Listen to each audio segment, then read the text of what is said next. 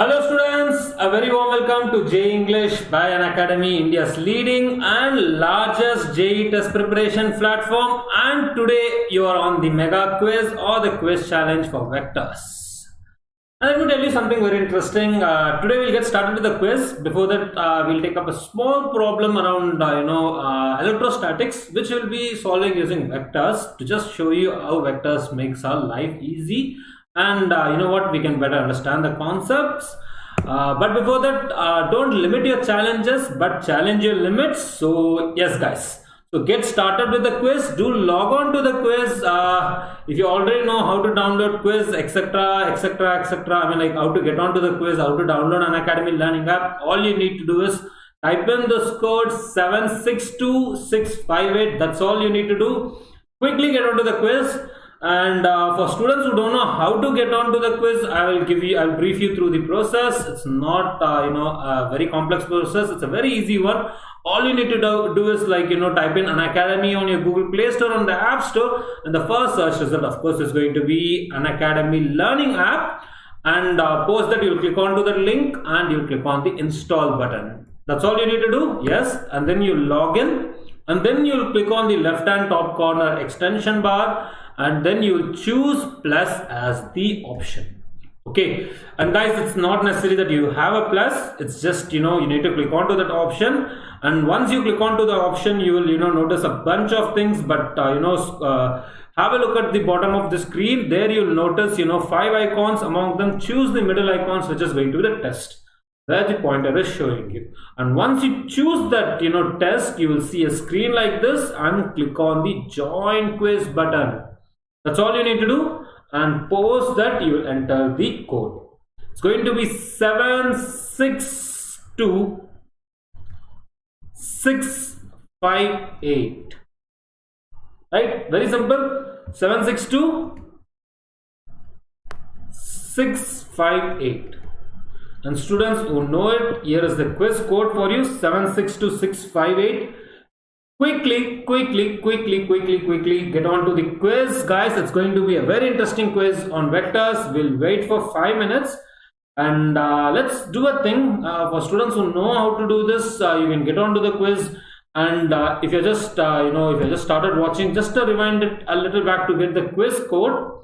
Until then, I'll show you something very interesting about vectors. Okay, quickly join the quiz though, students. Okay, we'll explore the part of the vectors as we move into the chapter. So you can join the quiz. Let's wait for a minute or two. So the quiz code is this. Quiz ID is going to be this, guys. So do enter this quiz ID 762658. This is the quiz ID. That's it. Right. 762658. Just enter this number onto your Unacademy learning app quiz code, and you will be able to join the quiz, guys. So yes, it's 762658, and I believe you can keep joining. Until then, we'll get started on a small problem around vectors, and you'll understand how interesting vectors is. So if you remember, we used to find out electric field at a point on the x-axis or at the axis of the ring. Okay, this is the axis. Okay, but whenever we are typically dealing with these kind of problems, I mean, this is the general thing that we do. We typically take two symmetrical sections. It's all plus q plus charge on it, etc. What do we do generally? We say that this is one element which carries dq charge, and this another element which carries dq charge. So this guy carries dq, and this element over here carries dq. Now then, what do? We say that all right, we'll take like a line joining this point to derive the electric field. Since this is a positive charge, it is diverting outside. This is dE. I'm going to erase the axis of the ring point, that you understand it better. Let's remove this part. Okay, you say this is D, and similarly there would be a D from the top. Since they are dq and the distance r, it's all D. The magnitude is going to be D. What do? We write down this as D, right? So yes guys, get on to the quiz. If you're watching this video, get on to the quiz, and it's going to be a very interesting quiz, and we'll wait until end of this session, else we'll jump into the lecture. Okay. So yes, there is an angle, and we typically say that there is an angle theta. Okay, so theta, and we say that, you know what, cos theta components add up, d cos theta components adds up, and d sin theta components gets cancelled out. If this is theta, this is also theta, this is also theta, and we'll say that d cos theta components, d cos sin theta components gets cancelled out. Okay, so but whether this is true in every single case, maybe if you take a diametrically opposite elements, it is true, but let me tell you, there is an issue. Okay. Typically we deal with this thing, but when I am taking some other point in space, what is going wrong?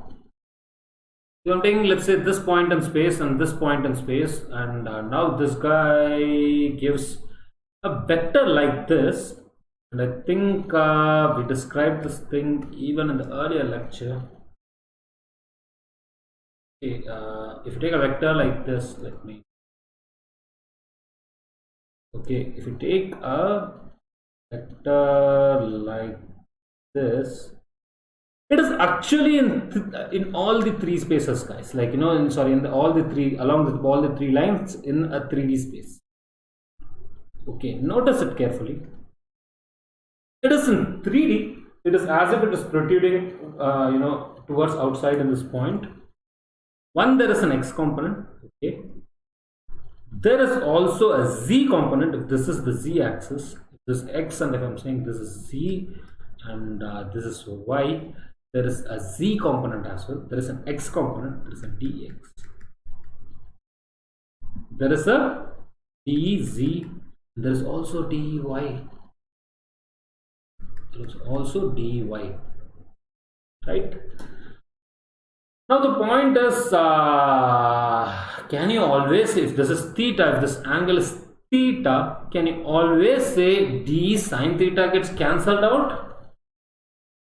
It's a 3D ring, right? We are talking about, you know, one of the cases that we dealt in electrostatics. There is no such thing as d sin theta getting cancelled out. Because in 3D space, we are not dealing anymore with the 2D space. Alright, this is the case of this element. So let's take a diametrically, you know, symmetrically opposite, you know, element on this ring. So this would be in the upwards direction like this.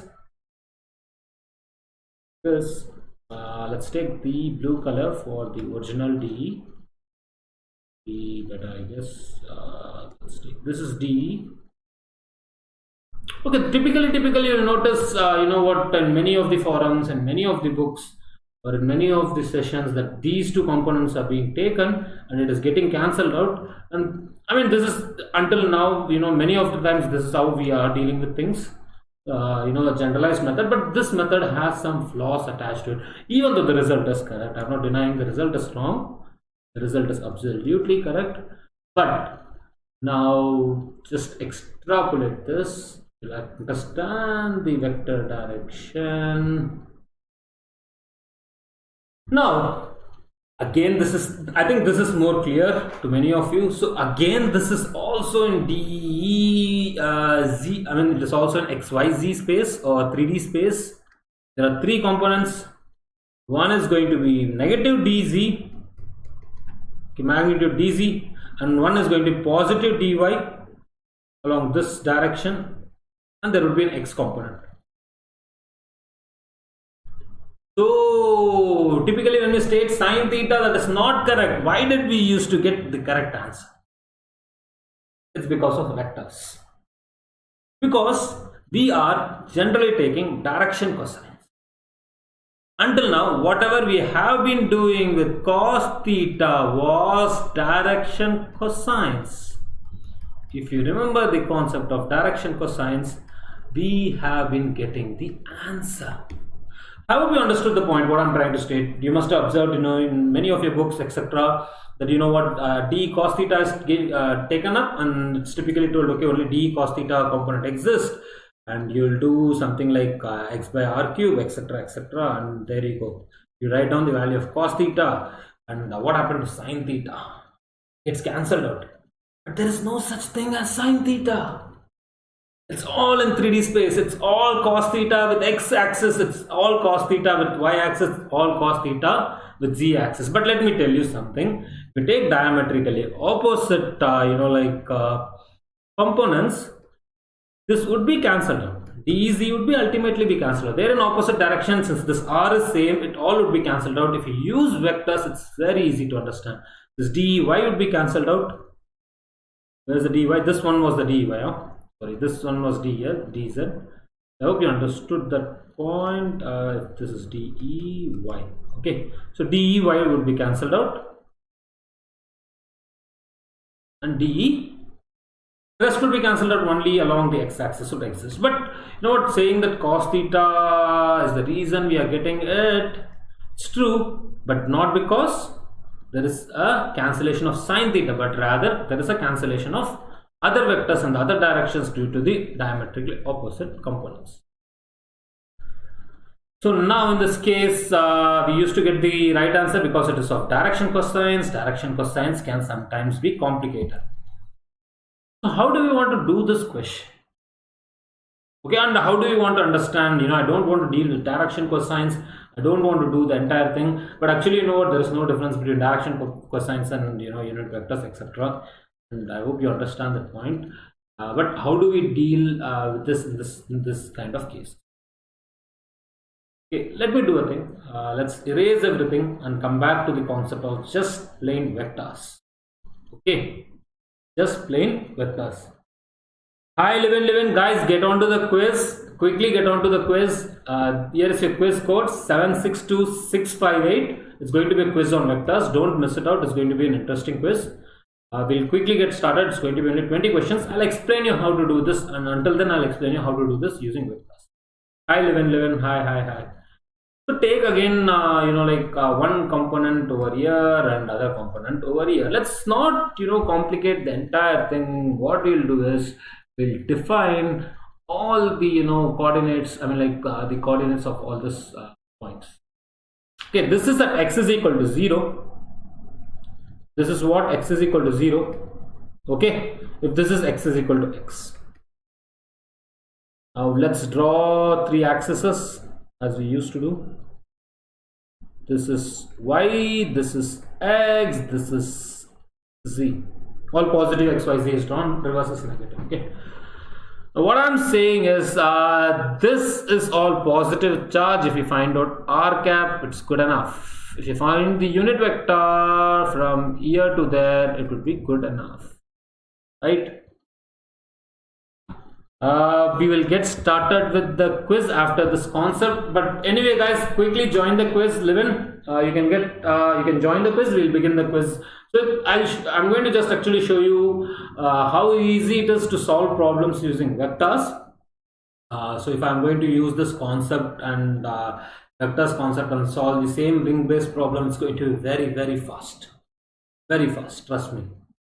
Okay, unlike earlier, and it will be also very easy to understand. We'll get started with the quiz, guys. Quickly get on to the quiz, and if you're watching this video, the quiz will get started in another 5 minutes. By the end of this thing, we'll maybe wait until 8. By the time we complete this session, this small session on this quiz application, vectors application, and then you get started with it. Okay, we already have one participant. Amazing. So yeah, quickly join the quiz, guys. It's 762658. I've briefed you the process. I'll quickly explain you this concept. Okay, so this is what this is at some r, and you can typically draw the angle, etc., etc. That's not important to me. What I'm going to say is there is this x. Okay, what is the price for this quiz? You will get an XP point, a standing, and a name on Unacademy. What else? Like, you get the best things. You get viewed on the screen, guys. And yes, that's going to be the price, right? It's for your practice, students. It's for your practice. Of course, we'll start announcing some price, but at the moment, it's for you. Okay. So it's like the PYQs that you can attend for your JEE preparation. It's like the model problems that you can attend for JEE preparation, and all comes at a free of cost. Okay. So I'm going to define everything in X, Y, Z. Okay, so this is 0. This is at X is equal to 0. This is at some, negative Z and positive Y. This is positive Y. Let me do it little neatly. That is better if we do it little neatly. Okay. You can quickly complete this using vectors. That's the reason we are going to, and you can apply this approach, students, even when you're solving, where half of the ring is like positive, half of the ring is negative. Try working around that kind of concept. You can do everything using vectors very efficiently, guys. Very, very, very, very efficient. So I'm going to write down the X, Y, Z. Let me do a thing. I'll use probably red color for each element over here, and for the symmetrical element, diametrically opposite. So if this is going to be X is equal to 0, and what is the value of Y? Y is something. Just let's take it now as Y. We don't want to do the angle theta, even the planar angle theta, and do everything. Okay, this is Y, and this is a minus Z. What I'm saying is this point diametrically over here, diametrically opposite from here, would have again 0 as the X coordinate, but your Y coordinate is going to be minus Y. Minus Y, it is symmetrical, minus Y, there would be one such point, and the other one is going to be plus Z, right? It is coming out of the plane, the other one is moving inside the plane. So write down R cap for this, and what is the value of D from here and here? For both D is same, right? D is same, D is same. How much is D? Just a generalized vector notation of D. D is, and D is how much? KQ by, if I'm going to say this is the distance R, KQ by R square is the D. Right, R cap, I'm going to denote two different things. Okay, KQ by, this is just the magnitude, right? This is the magnitude we are talking about. D is KQ by R square, electric field magnitude. If you're totally new to this concept, still you can understand it. Until then, students, quickly join the quiz 762658. It's available on the Unacademy Learning app with a lot of PYQs and model problems, just like what you would see in your JEE Mains and JEE Advanced exam. Okay, this is DE, that is all fine. Now what I'm saying is we either have to go by direction cosines, or we either have to go by R cap. I'll write down, I'm going to call this one as element 1 and this one as element 2.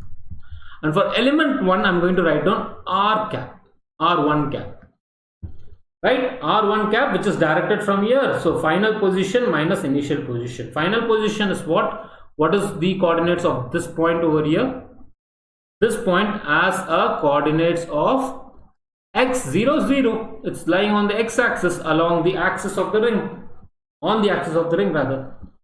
x0, 0. So R1 cap is going to be x minus Y, 0 minus Y, minus Y, 0 minus Z, which is nothing but plus Z.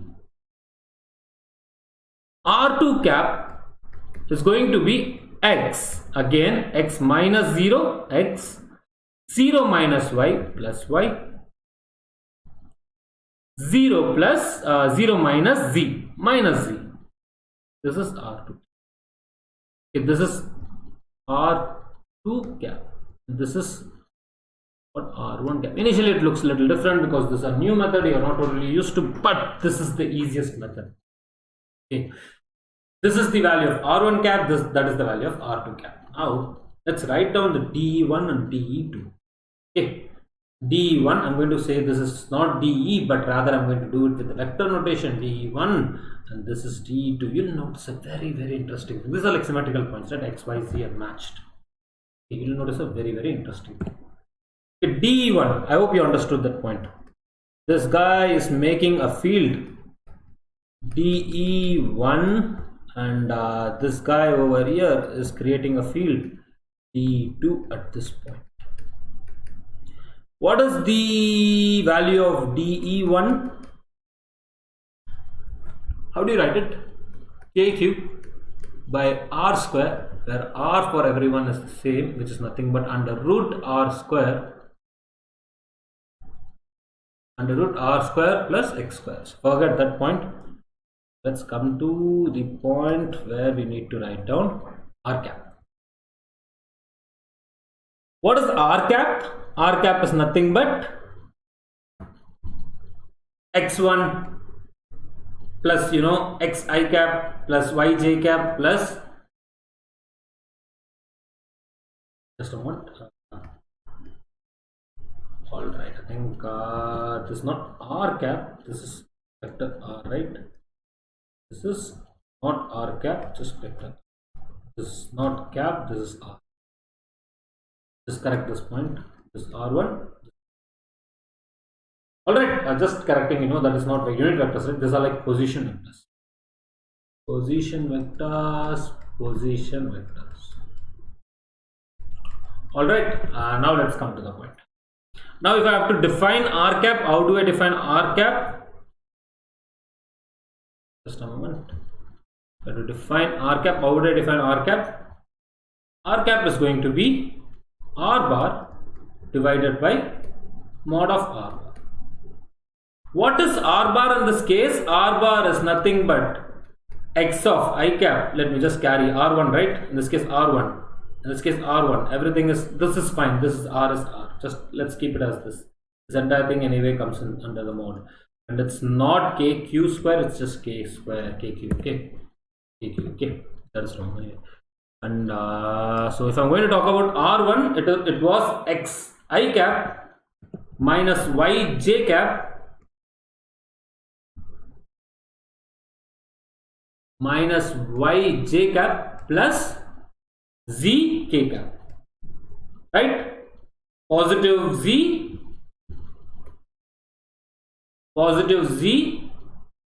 negative y, of course. Okay, it's in the negative y direction. This is positive y, and z is its positive. Okay. Now let's do a thing. Write it down. This is going to be something like kq by r cube into of this r1 is taken inside mod of r1, and mod of r1 is equal to mod of r2 is equal to how much? R. Mod of r. Okay. Which is under root of x square plus r square. I hope this is clear to you. What I'm saying is, just write it down as x I cap.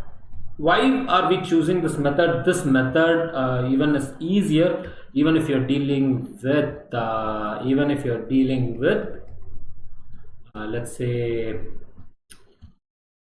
even if you're dealing with unsymmetrical charge distribution. What do I mean by unsymmetrical charge distribution? Charge distribution where half is positive, half is negative. I'm just rewriting this of convenience.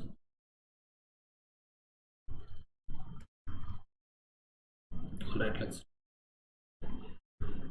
D1, this is element 1, this is element 2, this element 1 is creating a field like this. We are writing down directly D1. I hope you understood what is R1.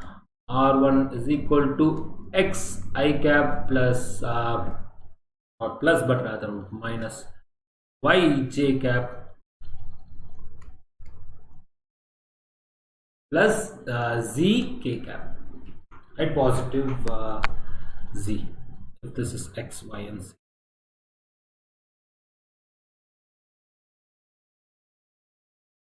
Okay, now D1 is nothing but, as I told you, kq square by r square, r vector, r1 vector divided by r or r1 mod, which is the same thing, because r1 mod and r2 mod is equal to r mod, which is how much? Under root of r square plus x square, where x is this distance, r is the radius of the ring.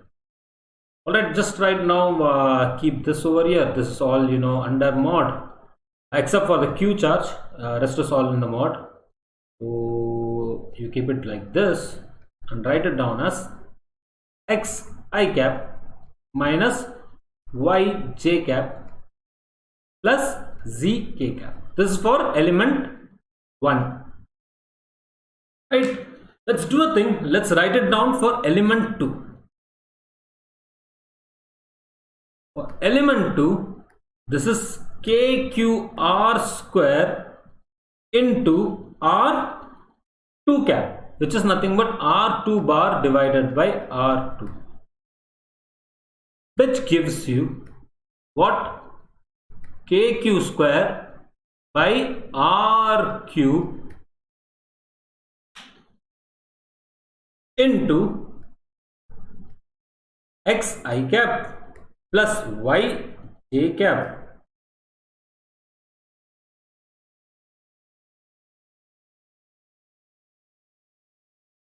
plus of y j cap minus z k cap. Okay. If you have any doubts, let's go back to the last page and write down the value of R2, which is going to be x, y and minus z. Final minus initial, xi cap plus y j cap. These are like symmetrical points, that's why we have x, y and z, or whatever, like, you know, x, y and minus z, and x minus y and z. Add DE1 and DE2. What are you getting?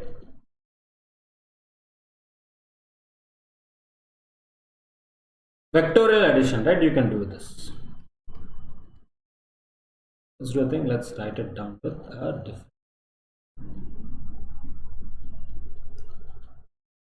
Okay.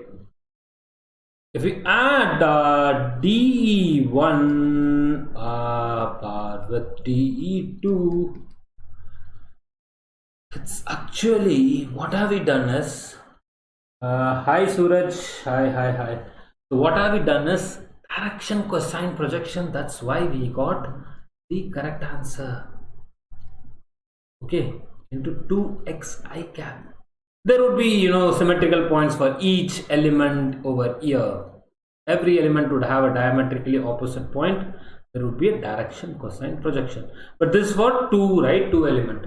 So we understood that only the field along x direction matters, and hence we can directly say it's going to be, this should have been d cube, hence we can directly say it's going to be kq r cube into x.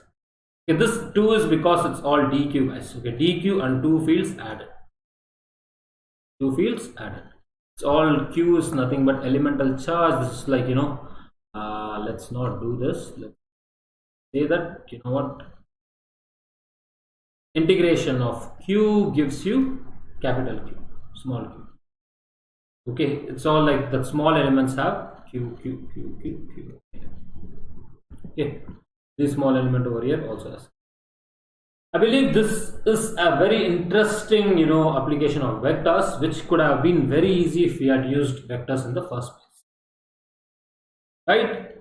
I mean, we don't have to do the entire, you know, cos theta, then direction cosine projection, along x-axis projection, understanding it and, you know, everything in 3D, but rather we could have written on a piece of paper in the form of vectors, like what is being written over here, and simply understand only x component matters. Here we have 2 because we added 2 fields, but if you are adding n such, you know, things, you'll get it as k into n cube. So let's do it. Let's say if you are adding DE1, so now let's come to the final answer, you know, without, you know, getting into any hassle. Is everything, because this would better help you understand things. So if I'm going to add DE1 plus DE2, so on till DEN, what this would give me? Let's say n elements are present. We don't know, there are, like, you know, more than n number of elements or m number of elements, etc, etc.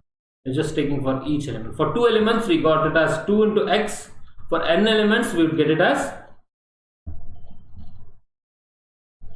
n into x. kq by r cube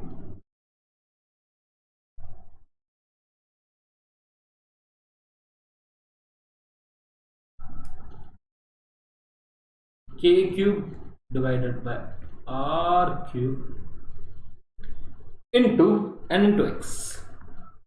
Right? This is nothing but k into r cube x into n into cube. N into cube is nothing but dq or q added n times, which will finally yield q. All the n, if n elements are present,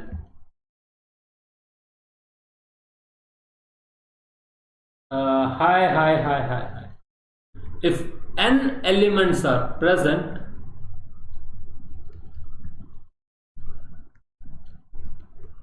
each having charge q,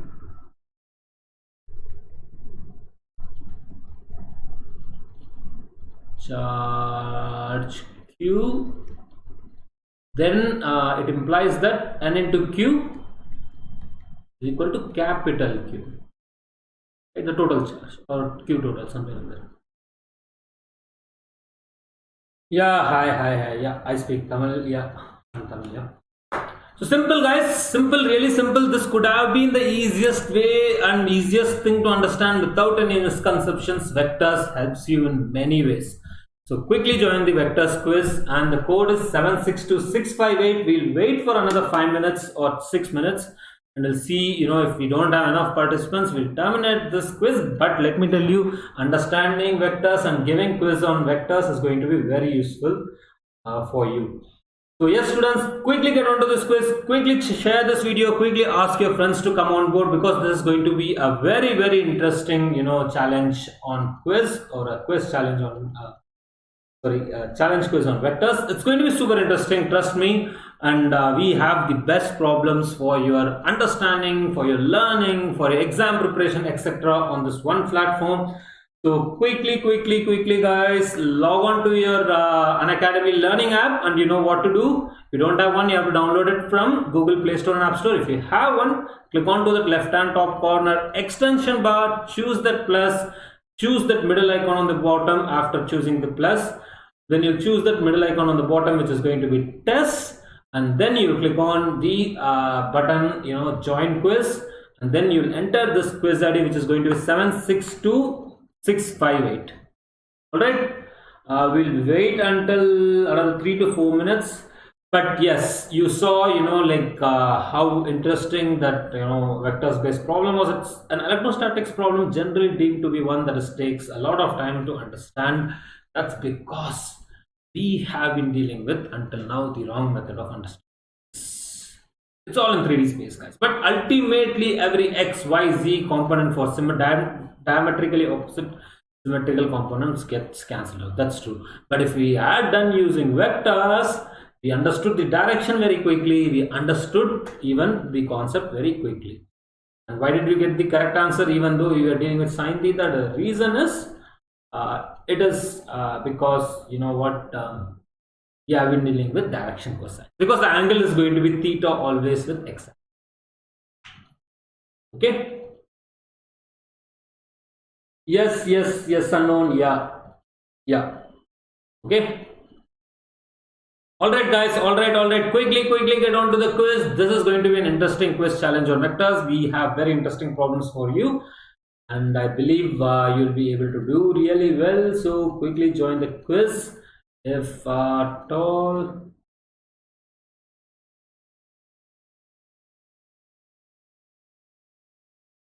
So you think so? One of the students have a very interesting question. So until then, we'll be taking up general questions, guys. So you can quickly join the quiz 762658. This question is that, sir, I face problems solving problems, but my concepts are very clear. What should I do? What would you do in such cases? Solve as many problems as possible. Okay, practice makes human perfect, and that is true in every case. So guys, if your concepts are very clear, make sure your fundamental concepts are very clear. That will be helpful for your future. If you understand the concepts in depth, there's a difference between understanding the concepts in depth and not understanding the concepts and just mugging up the expressions and formula. That's not going to help you, guys. Okay, even if you understand the concepts well, and if you're not mugging up things, you may not be performing the best way in your exams, which is very important, which you will eventually do with practice. That's why I'm telling you practice. Ultimately, that thing can ditch you in your exams, ditch you in your life, ditch you in many things that you're going to do. So try to understand the concepts from the fundamental. That's most important things. It's very good to know that you understand the concepts really well. That is very important. But ultimately, your goal is to get into IITs and NITs. So if you're not able to solve the problems, how would you do that? So you need to solve as many PYQs, and as not just PYQs. PYQs will help you, but as many model problems as possible. So let's say you're understanding really well about the concepts of electric fields, and you know what, drawing lines does not matter. Electric field exists all around the space.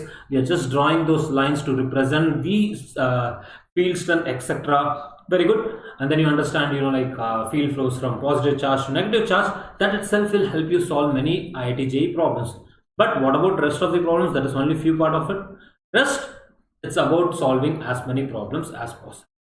There will be multiple concepts involved in the problems, so at the time you must be able to recall. That comes with practice, guys. Practice is going to help you.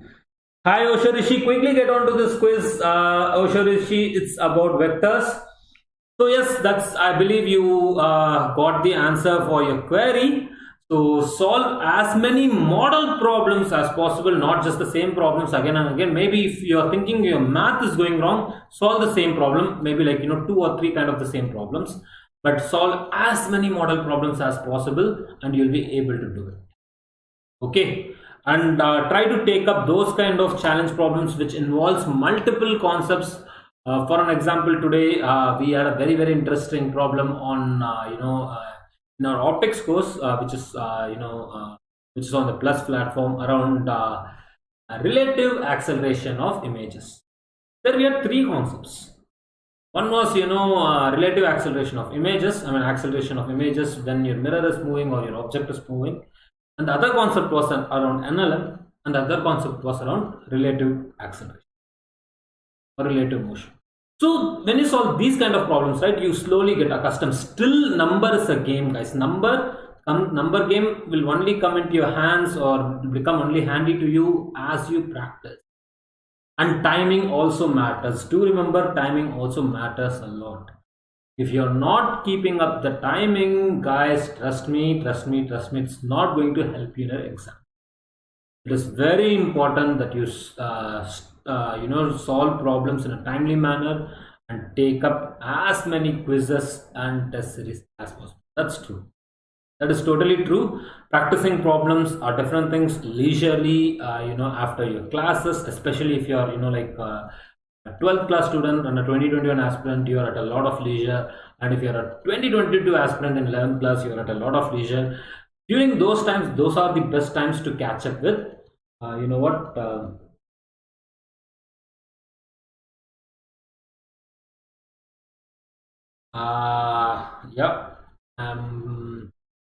in Mumbai. Okay. All right. I hope you understood, and it's quite easy, guys. It's quite easy. So that is all you have to do. Yeah, it's very good to assess about it. We'll be soon having a strategy session for 2021 on this Friday. So don't miss it out. That's going to be a very interesting strategy session. You may want to attend it, and you'll get a lot of information around these kind of things. Okay. It's about practice, It's about practice. It's about solving as many model problems as possible. It's about picking up different challenging problems and also practicing sometimes under pressure. Like under pressure, what do I mean is you don't have to take pressure literally, but coping up with the timing. Okay, you need to be able to solve the problems within 80 seconds, 2 minutes. 2 minutes is the max limit. Okay.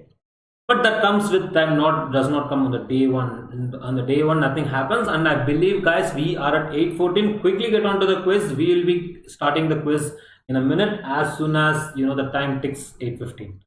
Alright, we already have 2 participants.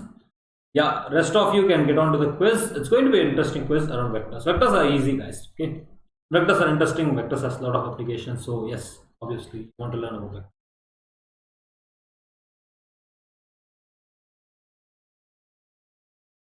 Alright then,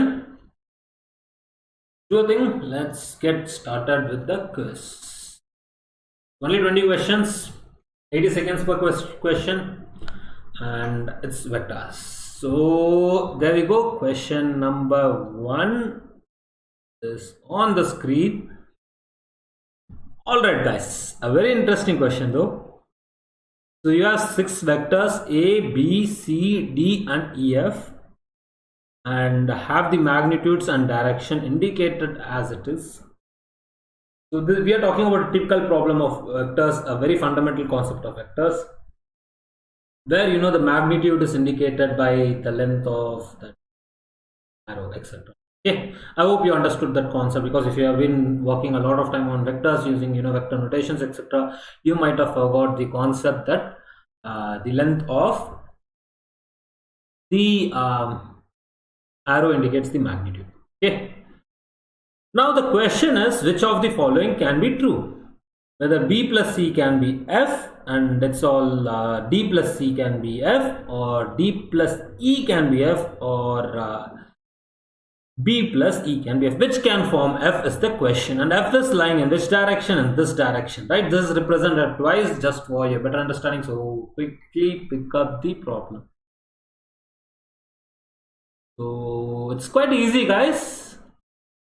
It's pretty easy. So it should be E and D should form the F, right? E and D should form the F.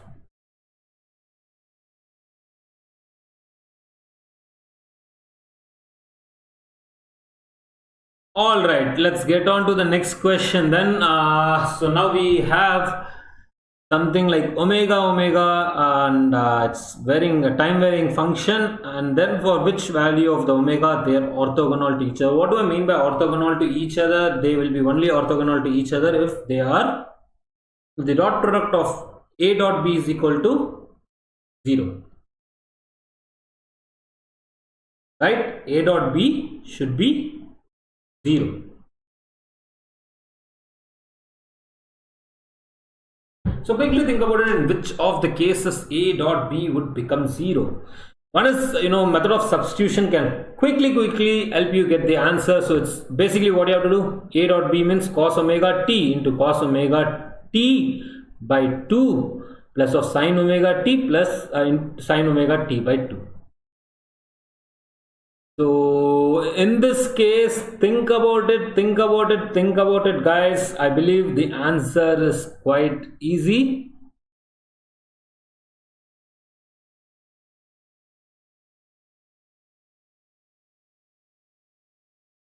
So it should have been pi by omega. So in one case, pi by omega would become pi by 2, hence that is going to be 0 for cos. In the other case, pi by omega is going to become pi for sine, which is going to be 0. So it is given that, so we are on question number 3. Yeah, D plus F, E is F. Yeah, that's correct. So the vector sum of two forces is perpendicular to the vector differences. I think we have done such a problem. It can be predicted, right? If they are perpendicular, just do A plus B dot A minus B is equal to 0, right? That is what is the question is all about. I'm just telling you, since there's only 80 seconds. So what would you get? What would you get? What would you get? What would you get? Quickly think about it. Quickly think about it.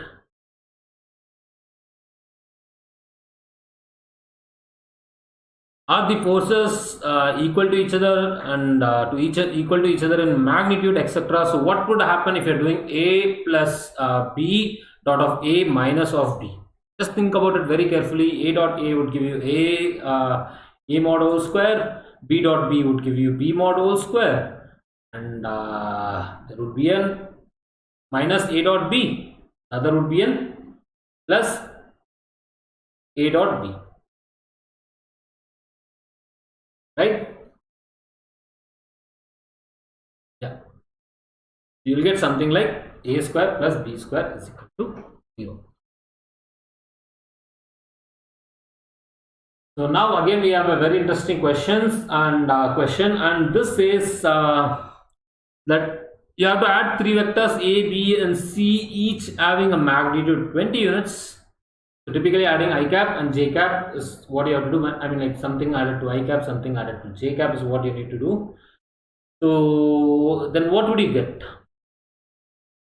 So one of the ways to do this problem is, I think there is a little bit of hint around the problem.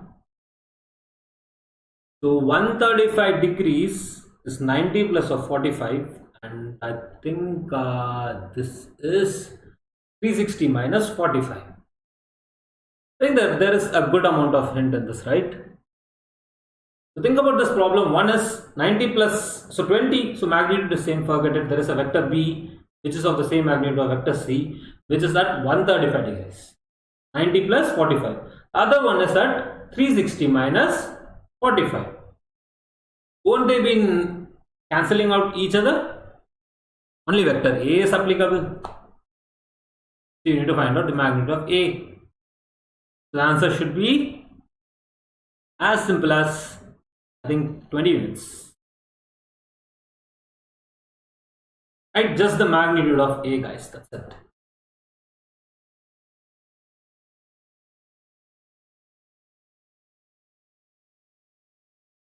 It's a simple one, guys. It's a very, very simple one. And let's get on to the next question. And in this question, I think we have a force acting on a particle 2i cap plus 3j cap. Work done by this force is 0 when a particle is moved on the line 3y plus kx is equal to 5.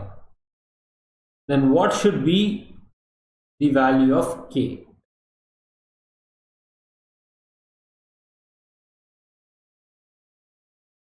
So when is the work done 0?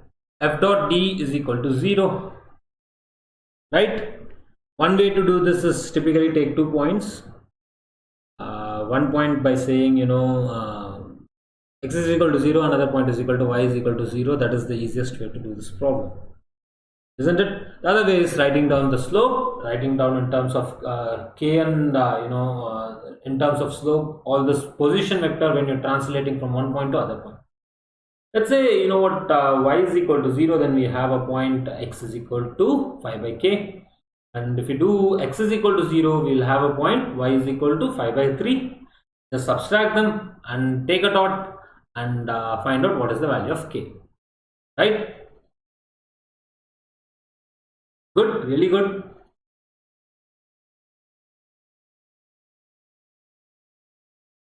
Alright, let's get into the next question. And we'll get started with the next question.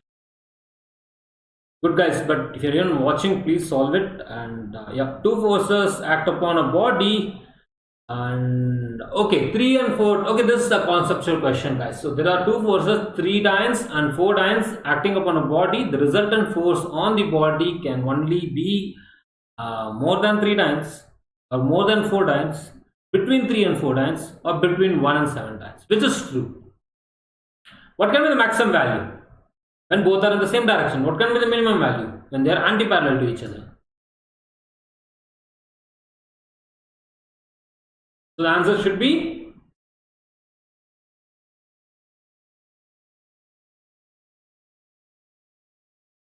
I think this can be a bonus because everyone is going to answer this. Answer should be D, between 1 and 7, right?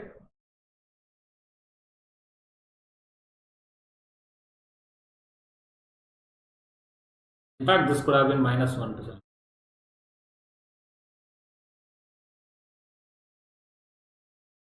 Magnitude is being asked, I guess. Resultant force magnitude.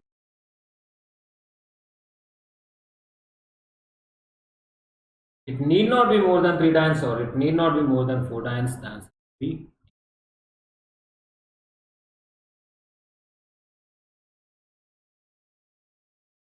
Alright, I think we'll get on to the next question then. So, yes. So displacement vector is given to you at an angle 30 degrees with the y-axis, and it has an x component of 10 units. Then the magnitude of the vector is how much? Hi Varaprasad, hi. Good evening. Quickly get on to the quiz. If you are not aware of the quiz code, The quiz code is 762658. Right? So let's solve the next question then. A displacement vector at an angle 30 degrees with y-axis as a component of 10 units along x component 10 units. This is easy, guys. You need to find out the magnitude. What is the x component? Cos theta.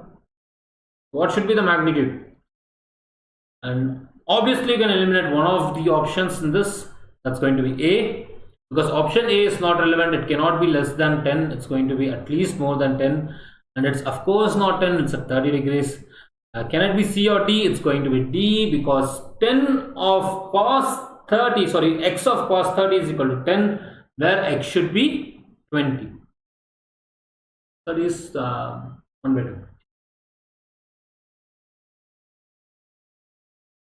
So yes, guys, the quiz is on. You can quickly get onto the quiz at 762658. Alright, really amazing XP points, amazing performance, and that is amazing, guys. And now I believe we are on to a very easy question. There is a vector A of magnitude 20 units as shown in the figure, and the x component of A is how much? I think that's just, okay, not that question, because it's 60 degrees. So what would be the x component? So two things are given to you. Notice carefully. So it's, of course, it's going to be 5 root 3. All right, that should be negative or positive. That is a question over here. It's basically 20 into root 3 by 2, isn't it? Alright, I think then the earlier question, there was something wrong in it. The cos of 30 is root 3 by 2, so that should have been 20 by root 3. That should have been 11.32, okay. And I am correcting my solution in the last one. I think it should have been 20 by root 3, it should have been 11.32. So the option should have been C. In this case, it would be obviously 5 units, but 10 units. 20 of cos 60, which is going to be 10, and this is going to be minus 10. It's 3. Alright, guys. So yes, let's get on to the next question then.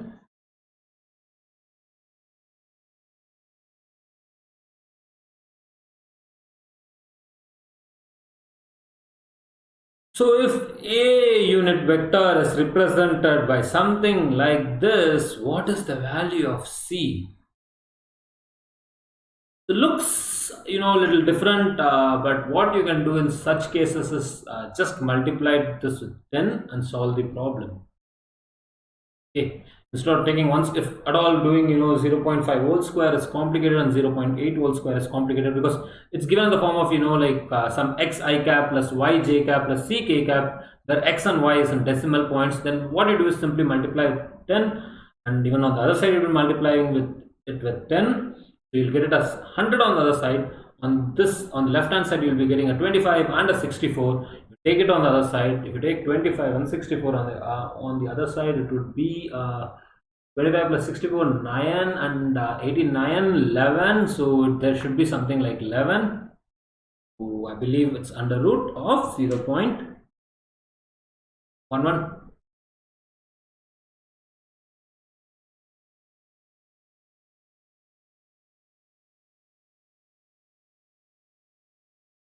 Alright, guys, I think this was an interesting question though, but yeah, typically decimal places, whenever you see decimal places, you can take an approach of this kind so that it becomes really easy.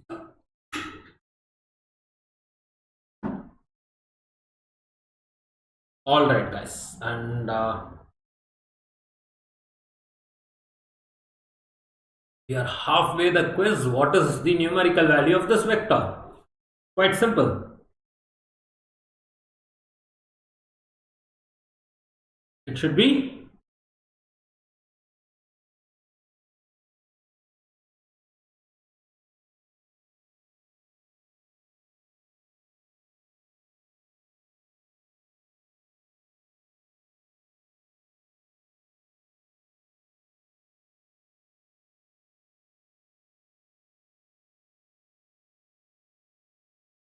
Hi Kavya, good evening.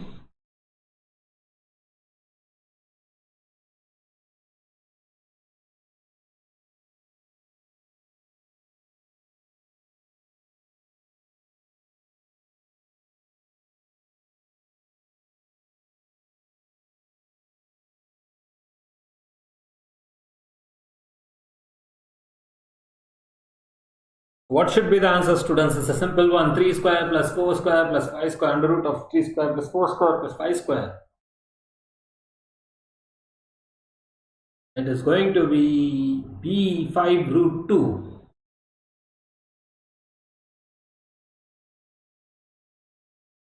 Absolutely, absolutely, Kavya. I'll pass on this message.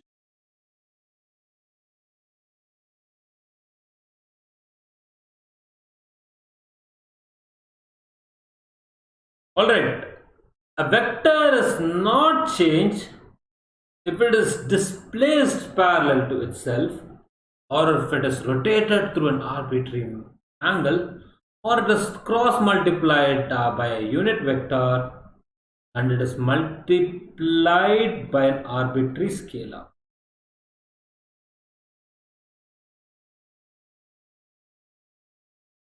Absolutely, absolutely, Kavya. I'll absolutely take your message to the team. Don't worry about it. Don't worry about it at all. We'll soon have a lecture on organic. Don't worry about it. Can you hear me?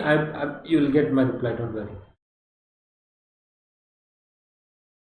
I'll post out the feedback.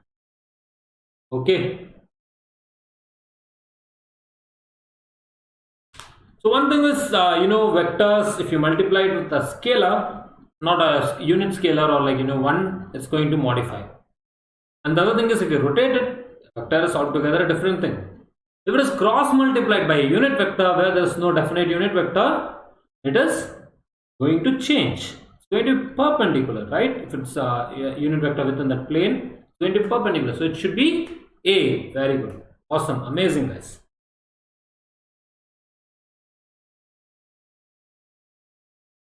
Alright, really good, really good, really good, really good. Let's get on to the next question then. Next question, I believe, identify the vector quantity. This is a very, very interesting question. Which among this is a vector quantity, guys? It's a simple one. Whether time is a vector quantity, work is a vector quantity, heat is a vector quantity, or angular momentum is a vector quantity.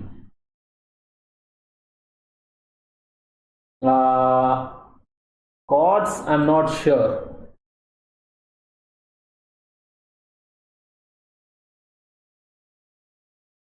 I'm not sure whether JEE 2021 will be postponed and whether that will be happening.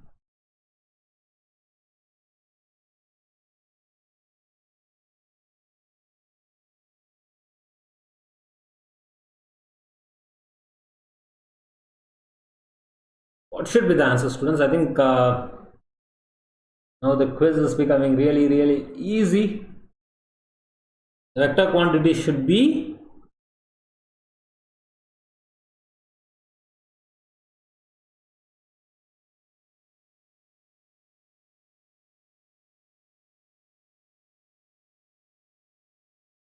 yes. Momentum and angular momentum are vector quantities, hence it's T. Okay.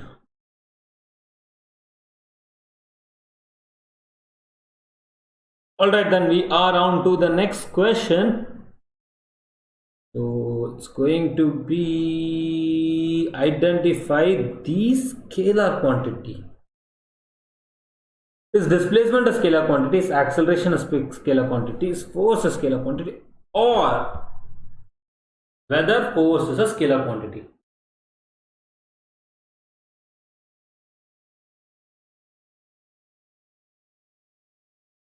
Scots, why D is a scalar quantity? Do you think D is a scalar quantity? It should be just A, right? Displacement is a vector quantity. That's where we begin our lecture with vectors, right? Then we have velocity, then we talk a lot about force. If force is a vector quantity, acceleration is also a vector quantity, because force is nothing but multiplied of acceleration multiplied by scalar, and of course, as you know, work is a scalar quantity.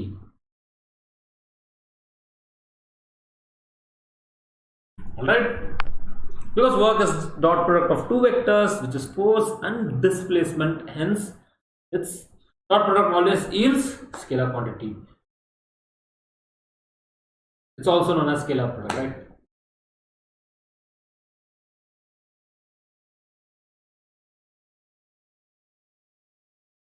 Yeah, it's a very basic question. But trust me, this kind of questions can show up as a multiple correct answer question sometimes. Alright, I believe we have done this question a lot of times. Previously, a vector of magnitude A is rotated by an angle theta. What does the magnitude change in the vector? How would you do this question? There are multiple ways of doing it. Take an A cos theta and apply the rotation, etc., and calculate it. Other ways, take I cap, rotate it by an angle theta. Assume an angle theta if you want sometimes, but that is going to be a little complicated. Rotated by an angle theta, what would happen? This I is at some cos theta sin theta. Cos theta I cap plus sin theta j cap. Under root of cos theta I cap plus sin theta j cap is what? Cos square plus sin square. It's 1. It's like how we used to do in polar coordinates. So it would be 1 minus of cos theta plus of sin theta. Isn't it? Yeah.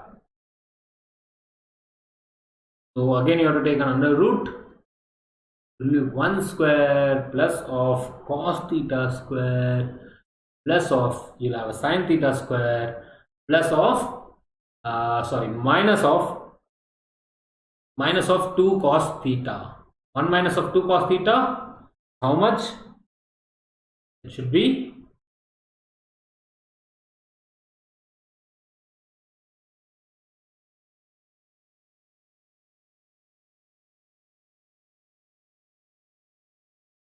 alright guys, let's get into the next question then. A physical quantity which has a direction must be a vector, may be a vector, must be a scalar, none of the above. Of course, most of you know whether it should be a vector. This is a good question, guys. This is a very, very interesting question. Right?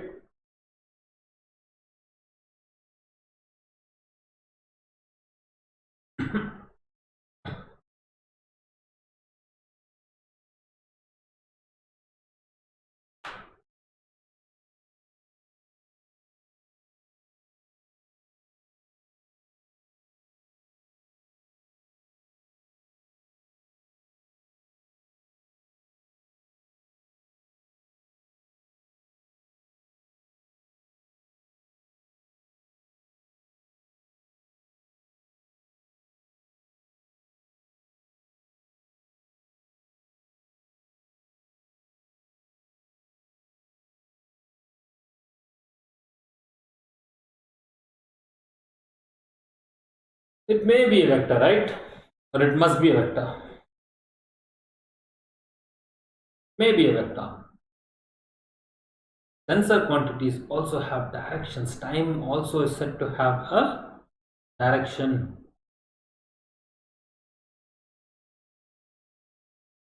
Hi Aradhya, hi. Get on to the quiz and post that. We will shortly get started on the electrostatic side. Alright, there are 3 sets of forces whose resultant cannot ever be 0. Okay. Given to you 3 vectors whose resultant can never be 0.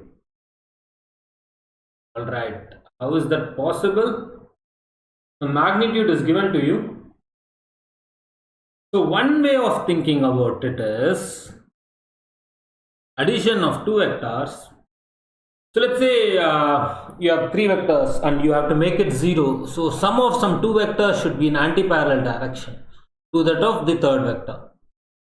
So if you are going to add 2 vectors, its magnitude can never exceed. For an example, let's take up the case A. 10 plus 10 can yield 10 in the exactly opposite direction of the third vector with magnitude 10. Whereas in the case of D, 10 plus of 20 can never yield minus 40 in the opposite direction to that of 40. Right? Really simple. Alright guys, sometimes you have to move by the options.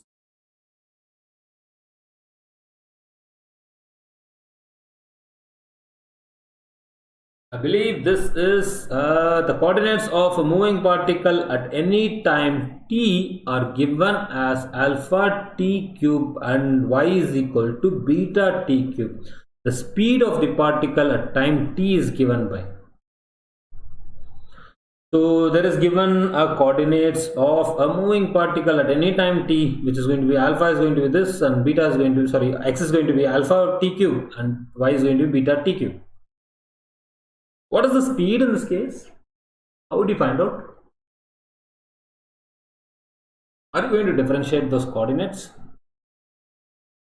Is that what you are thinking about?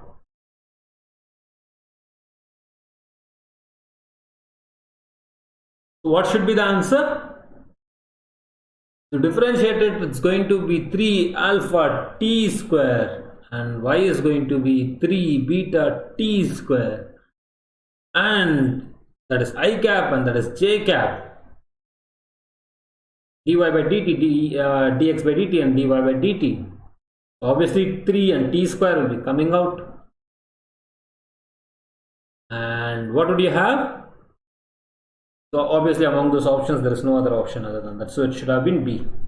Under root you will have alpha square plus beta square.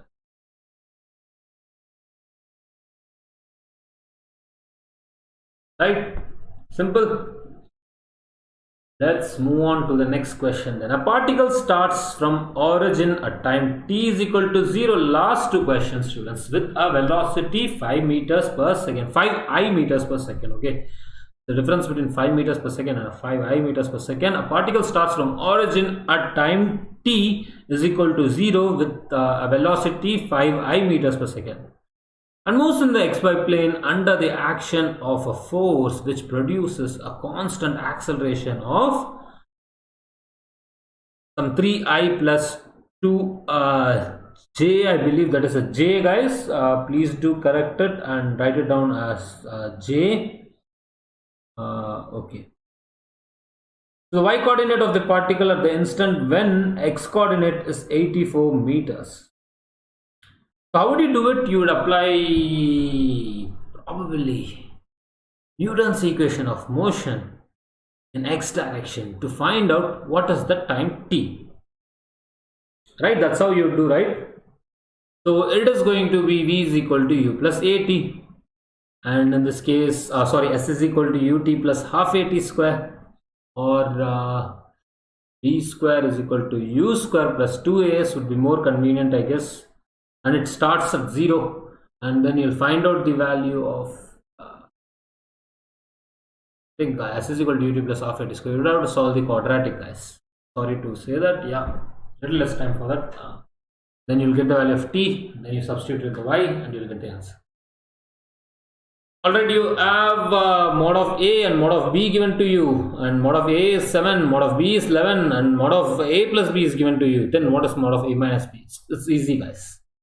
You'll be definitely able to do this.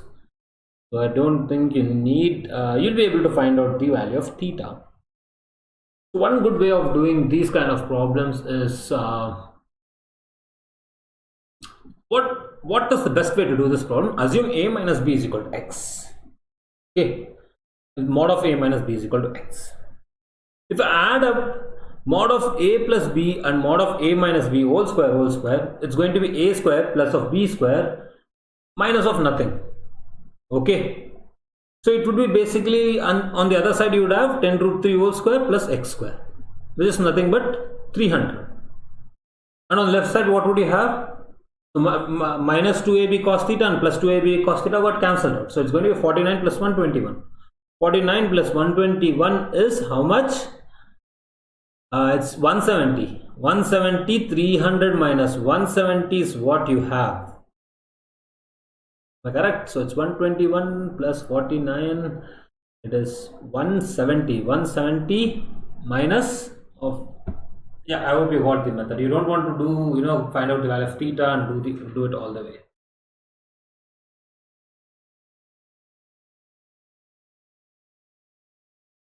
It should have been 230, root of 230.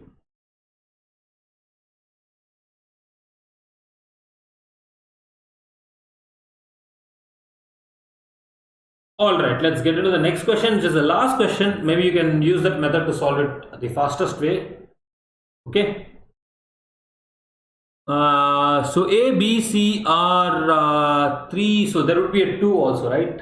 Yeah, I think I missed out the 2. It should be 2a square plus 2b square is equal to 300 minus of, 300 minus of, it is basically 340 minus of 300. So it's 40 under root. Okay, x is 40 under root. It should have been like 2 under root 10. Okay, anyway, let's move to this question. If A, B, C are 3 non-coplanar non-zero vectors, then A dot A cross A and A dot A into B cross C plus of A dot B into C cross A plus of A dot C into A cross B is equal to, what is this, guys? A dot A is just A square. A dot B is AB. A dot C is, so it's basically scalar triple product of A, B, C multiplied with A. Good.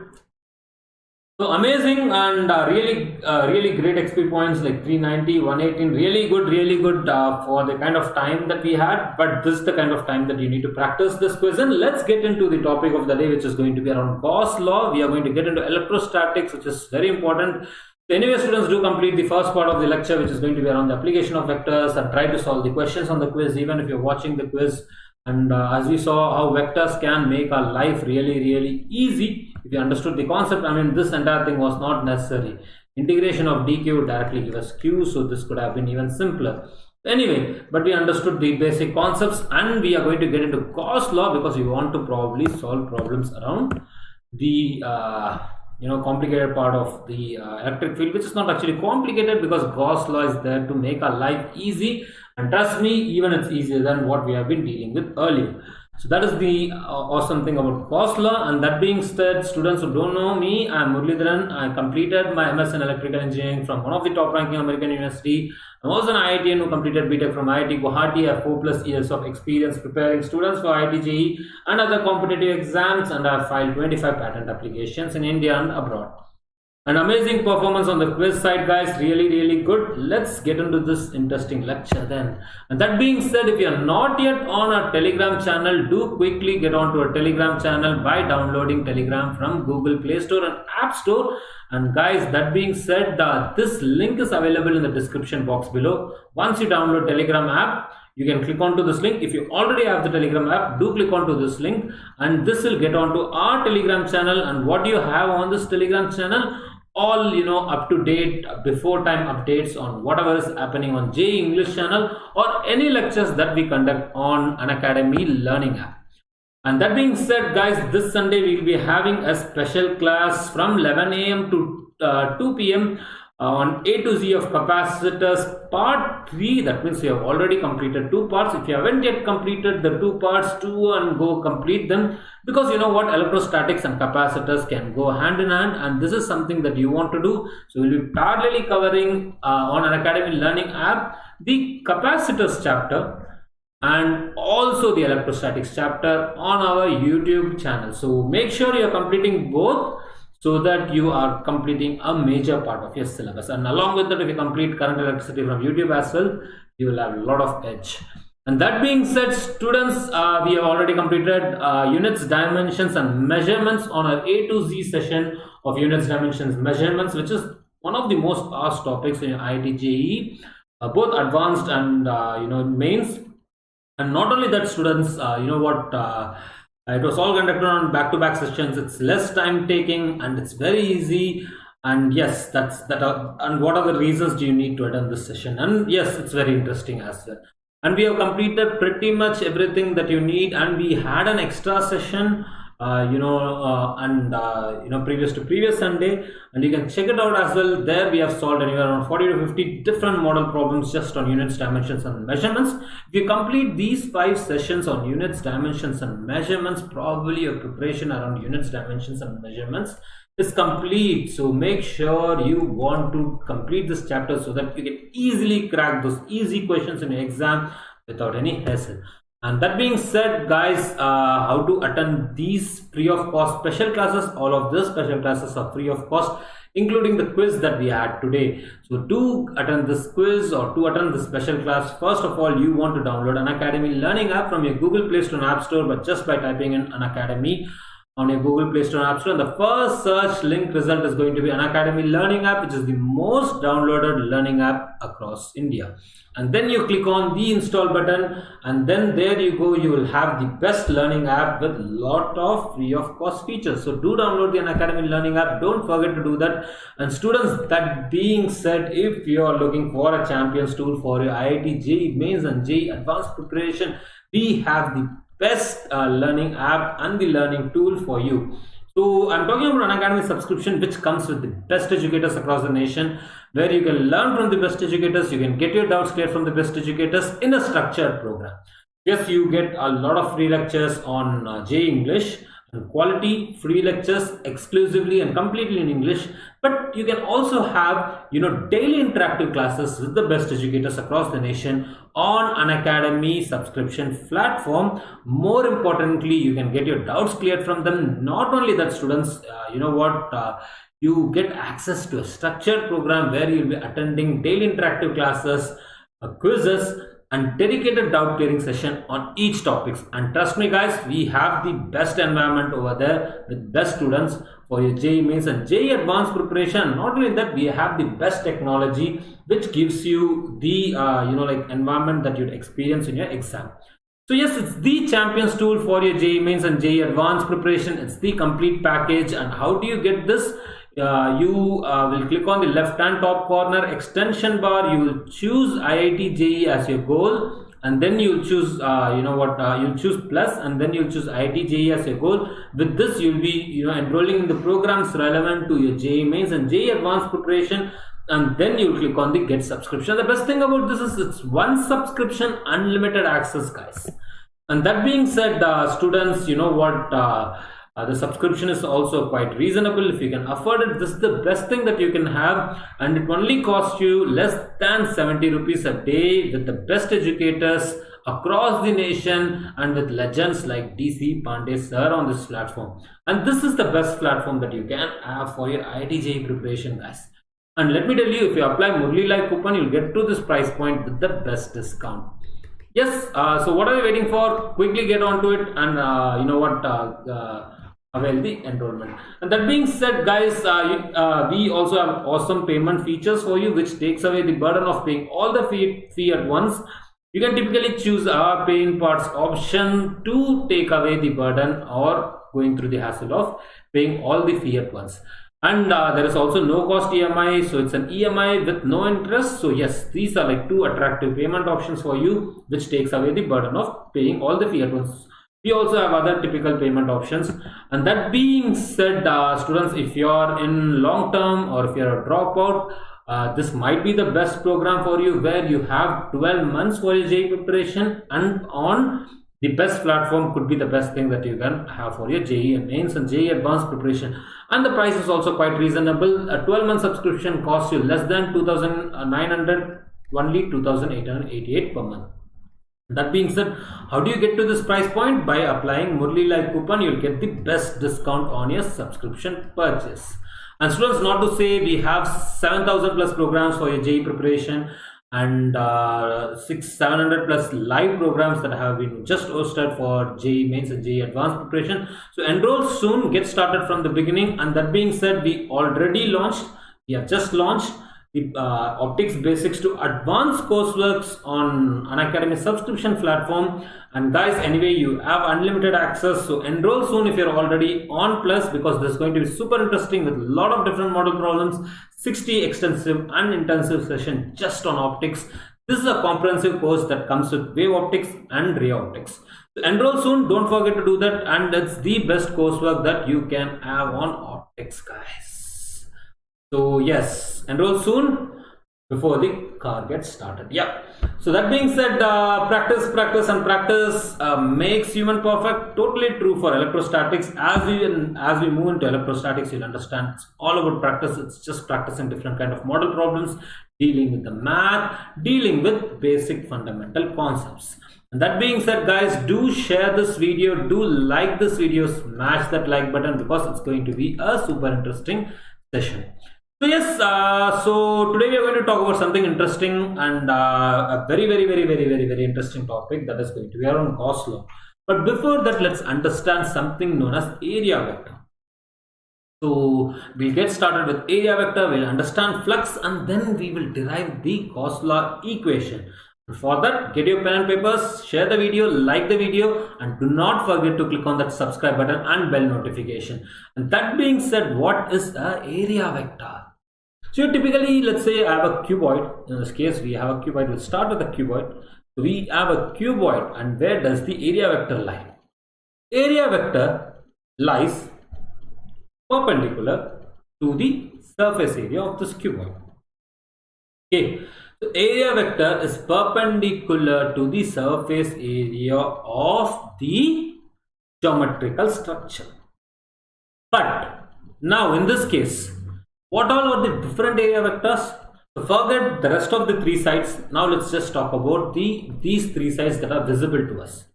So if this is a cuboid, the area vector is directed perpendicularly outwards.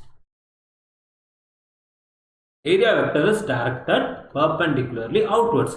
It is normal to this surface, this A cap is normal to the surface. This is the area vector, or this is the unit area vector. This is the unit vector along the area vector direction. So what would be your area vector? Your area vector would be, some dimensions would be given to you, right? If this, let's say this is a cuboid or something, and it has, dimensions L and L, your area vector is going to be L square A cap in this case. Now if I'm talking about another case, which is going to be along this direction, as I told you, what should be your area vector? Your area vector is nothing but, it should be, talking about area vector, it's a vectorial quantity, guys. It has a direction. What is the direction? It is perpendicular or normal to the surface, directed outwards. We are talking about 3D surfaces, it is directed outwards. So in this case, it's a cuboid. Let's say this also L, this also L, this also L, this is also L, this also L, etc. etc. Now in this case, what is the magnitude? L square. But it's a vector. What is the direction? B cap. Similarly, let's say we are dealing with the third case. Okay, and let me come to a very interesting point over here. Typically, let's say with this, you'll learn in your, this thing, magnetic fields, electric fields as well, I guess. So let's say there is, unit vectors or vectors, area vectors. How would they be directed? Okay, these are all indicated are the unit vectors, so don't forget this is a unit vector denoted with a cap, and there's a unit vector denoted with a cap. We are writing down the area vector. Area vector as magnitude as well as direction. But now, what does this dot represent? The vector is coming outwards. That is correct, right? It should be directed outwards, not inside. Area vector of a closed surface is always directed outwards. So in this case, again, it's going to be L square but C cap, right? All these vectors are directed outwards, outwards, outwards, outwards. This is basically indicating the direction. Okay, one unit vector would have been good enough, but we are just showing you to get you an understanding of how this unit vector looks like. But these are the three unit vectors, and you will also have so these are the three unit vectors, sorry, these are the three area vectors that we are talking about. But let me tell you something.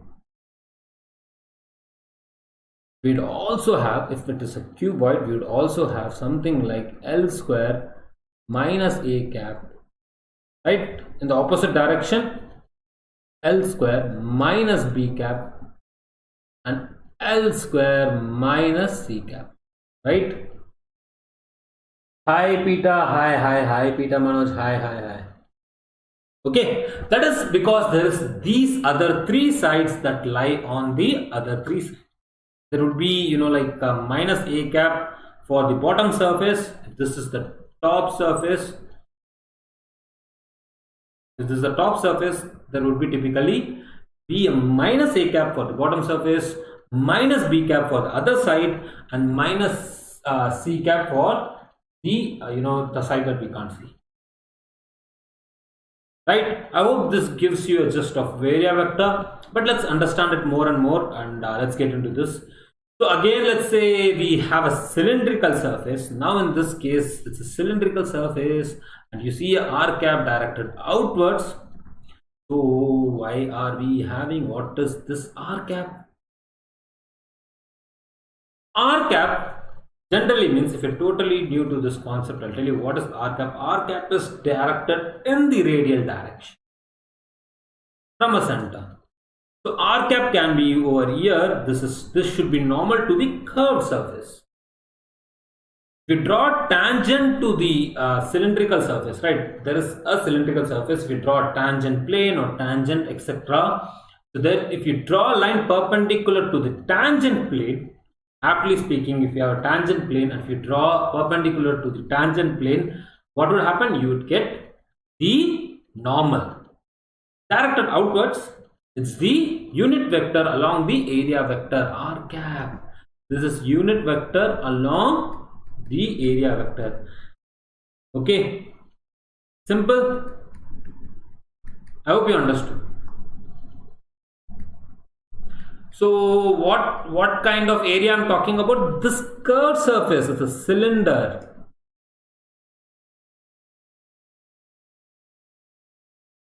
The cylinder, it's a cylinder, it has a curved surface. So what is the area vector in this case? I hope you understood the R cap concept, students. Let me come back to this again. So you have a cylindrical surface like this. Okay, assume this is a complete cylinder. This is not a complete cylinder. Okay, this is just a glass. Okay, this is the glass which has like a bit bulge surface on the top and etc. But assume this to be a uniform glass with a cylindrical surface. All the vectors are coming from the center and they are directed outwards like this. There is a unit vector like this. There is a unit vector in this direction. There is a unit vector in this direction. There is a unit vector in this direction. It can be unit vector in any of the direction. It's a curved surface area, right?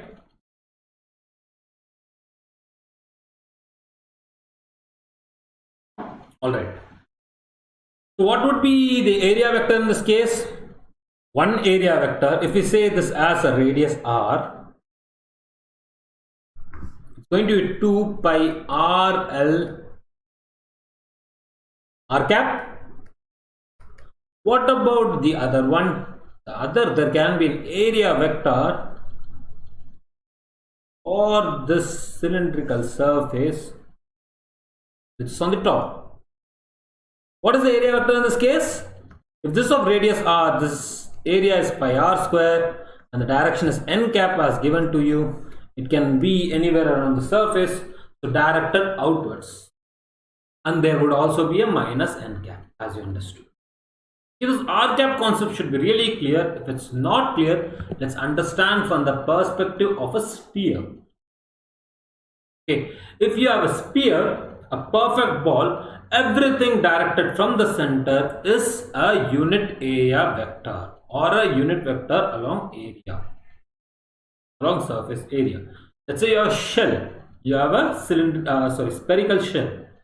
Okay, in this case, any line drawn from the center of the sphere to the surface is going to be towards the surface is going to be the unit vector along area vector. Now you can imagine it. The same thing for cylinder. along area vector. Okay, so area vector as magnitude, same that as.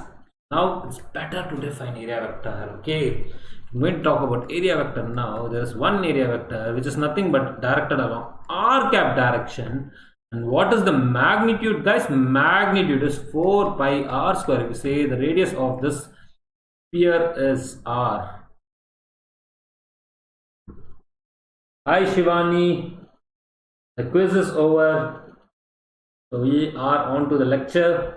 We are on to the very interesting part of the lecture. Okay, that is it, students. That is it. Now I hope the concept of r cap is really clear, because it's a sphere, guys. So imagine any line coming out from the center of the sphere to the surface.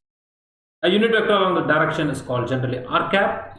4 pi r square is the magnitude, is the unit vector. Thus you have a perfect area vector for my description. But I hope you understood the concept of area vector. So why is this area vector very important when you're going to talk about Gauss law? Probably nothing related to Gauss law, but something related to electric flux that itself is related to Gauss law. Okay, I hope this is clear. So what's the area vector? Area vector is perpendicular to the surface area of the closed surface with a unit vector directing outwards and magnitude as that of, there should be another thing, and magnitude as that of area.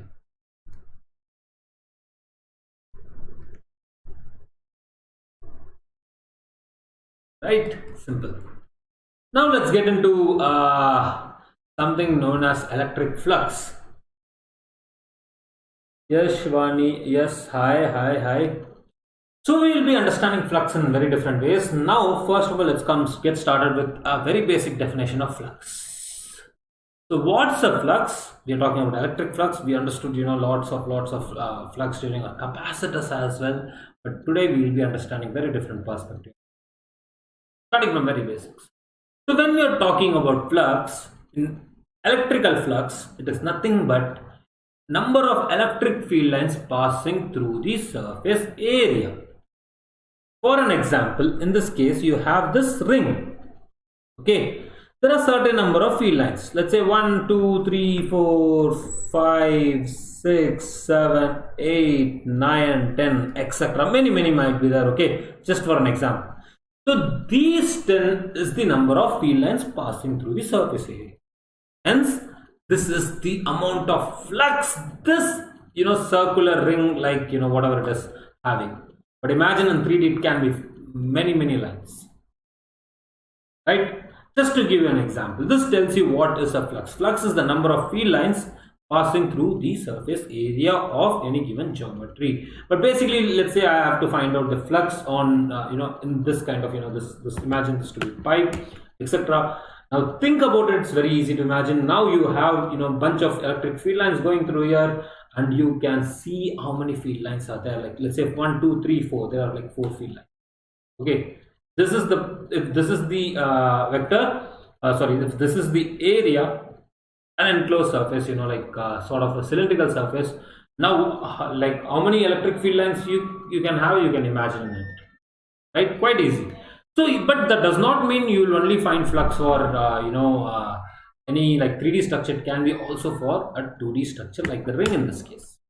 But there are very interesting properties around this electrical flux. And when we are talking about electric flux, this is just a definition. 10 field lines. So what 10 field lines is undefined? Sometimes there can be like 100 field lines within this 10 field lines, and there may be another situation where there is 500 field lines, etc. So what about in that case? It's better to define in terms of intensity. But before that, let's understand one thing. Let's say you have we'll get to that point where we are going to define everything in terms of intensity. But first of all, let's get started with understanding what is this electrical flux and how do we derive this electrical. So there is an area A1, let's say, and this is an area A2, the yellow color and the orange color. So which one has more lines passing through it? Which one has more electric field lines passing through it? Area A1 has more, area A2 has more electrical lines passing through it. The flux of this orange loop is greater than that of flux of this yellow loop. Let's say both of them are inclined at the same angle. And one area is of course bigger, that is quite visible, right?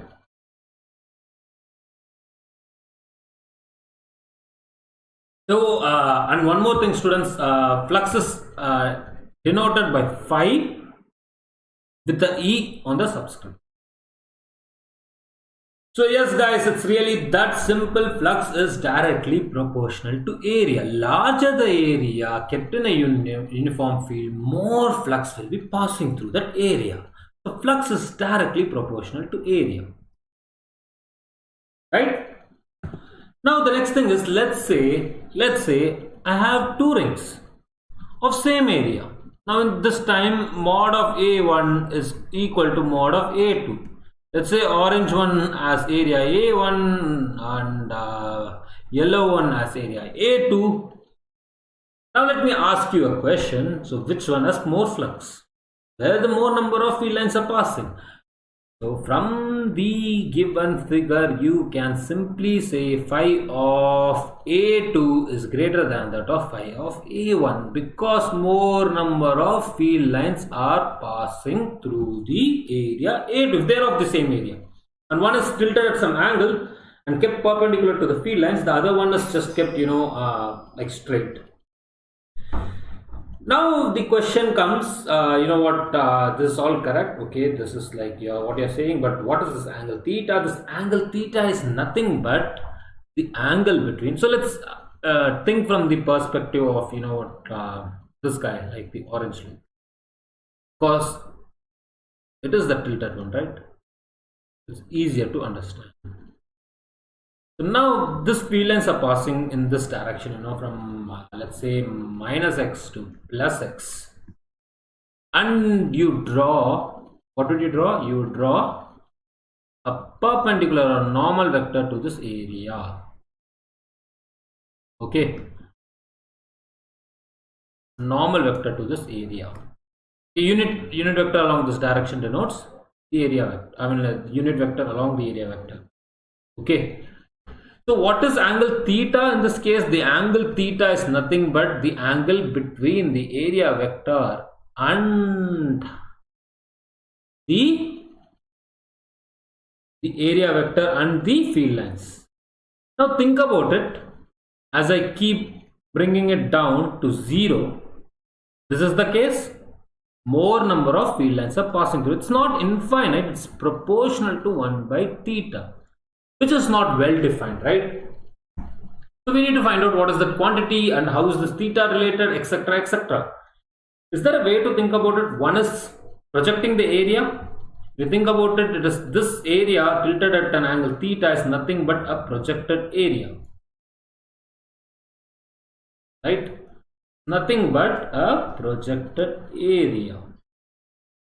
And what is the value of this projected area? A cos theta. So it's basically cos theta that we are dealing with, because only field lines perpendicular, the area that is enclosing the field lines matters. Okay, so if that is going to be a perpendicular or a projection of an area, so this was what? This was nothing but projection of the area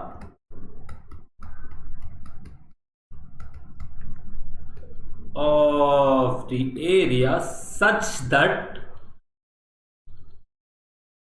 projected area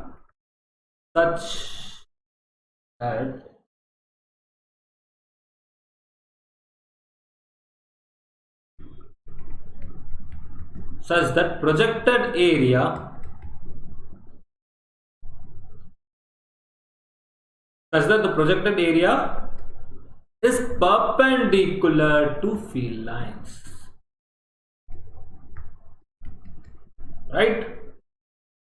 So now what did you get? So one thing we understood was flux is directly proportional to area. More the area of the loop or the more the area of the ring or whatever in this case, more is the flux, because more number of field lines are passing through. Now what am I saying? I'm saying that more the angle theta between the area vector and the electric field lines, lesser is the field lines passing through it. Okay, because you can think about another case as well where this goes to 90 degrees, no field lines are passing through it, zero field lines. So along a sine theta there is no field lines, whereas the area that is projected along a cos theta, just think from the perspective of angle theta for the orange one. The yellow one, it's quite visible, it's that entire area is containing all the field lines passing through it.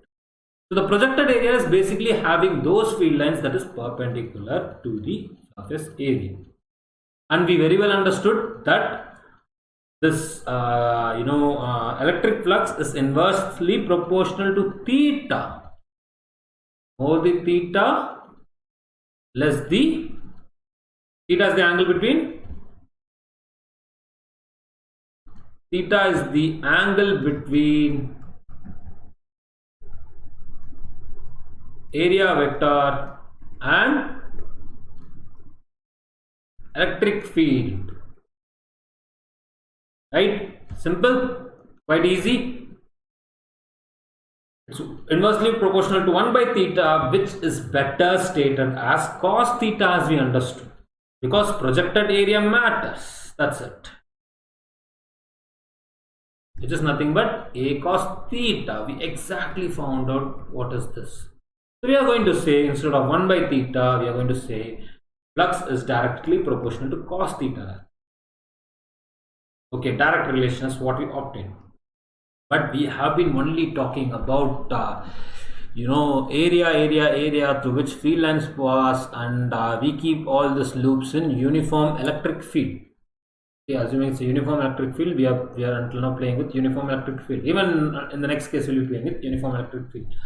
But now what about a case where you place two rings or two surfaces where one of the field is stronger and the other field is weaker? Which is a stronger one? Where number of field lines are more within, where the field lines are closer to each other compared to the other one. This is the stronger one where the field is stronger. The one on the bottom, which is going to be this loop, let's say area A1, and let's call this as area A2. Here number of field lines are weaker. So in this case, which one has more flux, A1 or A2? A1 has more flux than that of area. We obtain different things, but finally concluding that it is nothing but electric flux is proportional to electric field intensity as well. We are just talking about vectorial quantity, just scalar quantity. Everything can be compiled to understand what is flux. So for flux, this is the definition: number of field lines passing through a surface area, but field lines are imaginary lines. If you notice this case, field lines are not actually denoting anything. Okay. Weaker fields having 4 field lines, whereas stronger fields having maybe like 8 field lines. Right? This is the stronger case on the bottom, the weaker case on the top. But it is not defining anything. It is it's a bunch of imaginaries. We need to quantify things. How do we quantify things? We will quantify things using relation that we would find for electric flux, which is going to be nothing but EA cos theta. Right? Electric field through a unit a surface area, but let's say electric field and area are at some angle, as in this case it's not at 0 degrees. You notice in this case this n cap, which is perpendicular to the surface area, and this is forming an angle theta with the electric field. The area vector is forming an angle theta with the electric field, or electric field is forming an angle theta with the area vector. But these are all these are all scalar quantities. Okay, we can define it exactly in terms of vector quantities, because we need not deal with area projection A cos theta. Okay, area projection A cos theta is what we are dealing with. We may want to deal with something different. Maybe we want to deal with vectors. But do remember, flux is a vector quantity. So this is totally a correct equation. But what would we say is phi is a dot product of two vectors. One vector is electric field and the other vector is the area vector. What is area vector? Area vector is nothing but a vector that has the magnitude of area but with a direction perpendicular to that of area, or normal to that of area. Okay. So yes, you are going to say flux is a dot product of two vector quantities. One vector quantity is electric field and the other vector quantity is area vector, and area vector is what? Area vector is nothing but n cap into some area, scalar quantity. Alright, this is the flux. This is how we quantified flux. This is the exact definition of flux. Okay, electric flux. We are dealing with electric flux. Right, there are like many other fluxes as well. So we are dealing with electric flux. Now, let's come to a point that is now we are going to understand something very interesting. Sign convention for flux. If we are saying that field lines are passing out of that surface area, we will say the electric flux is positive. Right? If electric flux are exiting that surface area, in this case, this spherical surface, they are exiting. This is what? This is a positive electric flux. But let's say in a case where the electric fields are entering a surface area, then flux is negative. Try to think about it. Why is this so? One is, understanding conceptually, saying that, there might be positive fields from which, field lines are exiting. Hence, it should be a positive electric flux because electric field is positive. And typically, you can say for the negative one, there should have been a negative charge. That's when, or a negative field, something directing inwards. Hence, you would say it's a negative flux. But let's think about it, mathematically. Mathematically, let's say there is a uniform field E from this charge, which we don't know yet. Okay, directed outwards, since this is a positive charge. There is a R cap, which is also directed outwards, positive charge. What is E dot R cap? What is E dot R cap? E dot R cap. We are not yet writing down the area vector. There should be an area vector for flux, but okay, let's write down this. Is greater than, because area vector is just area scalar. I mean, like area scalar, magnitude area. Area is anyway, area scalar is anyway, greater than 0, and it's not negative. It has some value, etc., etc. Now we are only worried about this dot product. In this case, E dot R is greater than 0. Whereas, let's talk about this case. R cap is directed outwards. Your electric field is directed inwards. Okay. E and R cap. So this is R cap directed outwards. This is rather an R cap directed outwards. So E dot R cap, or let's rather write it down this way, or in exactly opposite direction, right? E and R cap are exactly or anti-parallel to each other.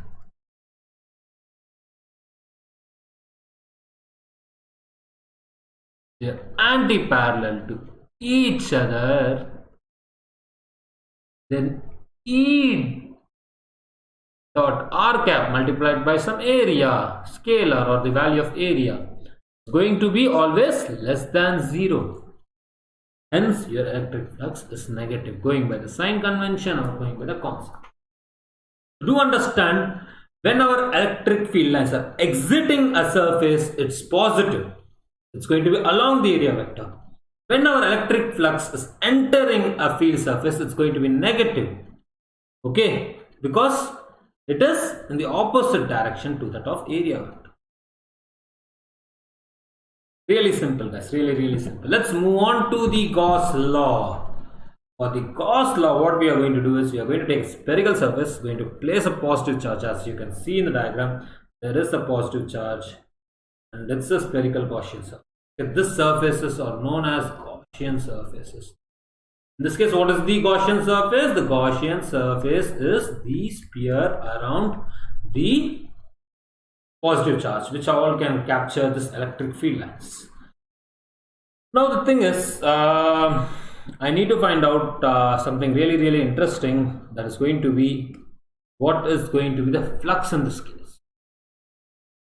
Okay, I can take each elemental area dA and find out the flux.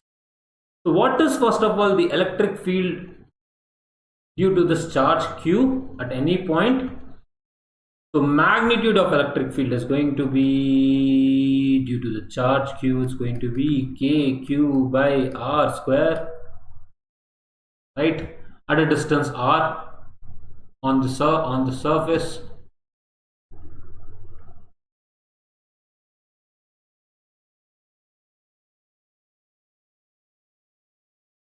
Right, and there we go, we got one quantity.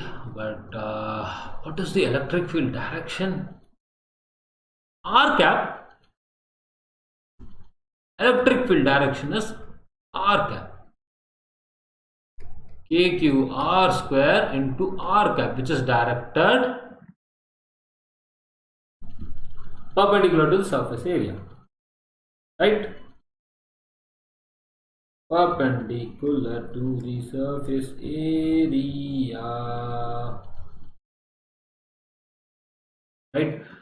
Now the thing is, we need to find out flux. This is at a point A. For area dA, what is the area dA vector? It is A into dA into R cap, or dA R cap. Now from these both, from this,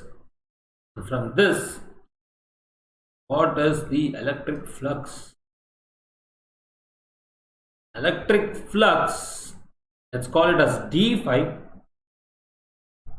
E denoting electric flux is nothing but E dot of A, or dA, dA. What would this give you? R cap dot R cap 1.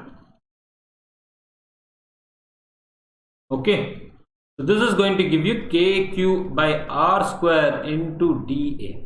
This is d phi. Let's carry forward this equation. Yes, of course, Chandrasekhar, you can ask your doubt. Alright guys, we are right now in a point where we are going to derive the Gauss law. We got d phi E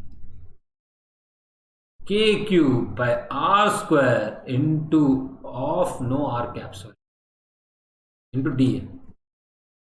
Right, it's a scalar quantity. Do this again. I think let's do. I have a question. Interesting question. Let's see. We'll carry forward this equation and write it as d phi E is equal to, absolutely, please ask your question. Please. What is this? K into Q divided by, did we write Q square somewhere? I don't think so. K into Q divided by R square, which is the electric field, into area dA. But we need to integrate it for all the spherical surface.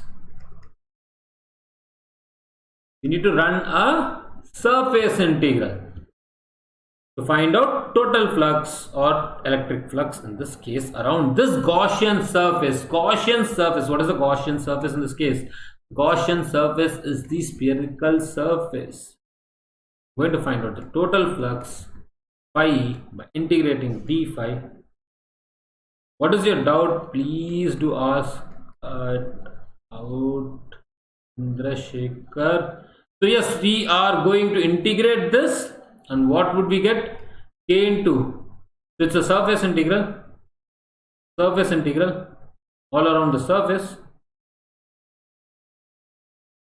or you can just add, guys, add a1, a2, dA1, dA2, dA3, etc, etc, and you can get it as well, just like how we did for the ring based vector problem. And this is going to be into dA, and we know kq square is constant at any r. At any r,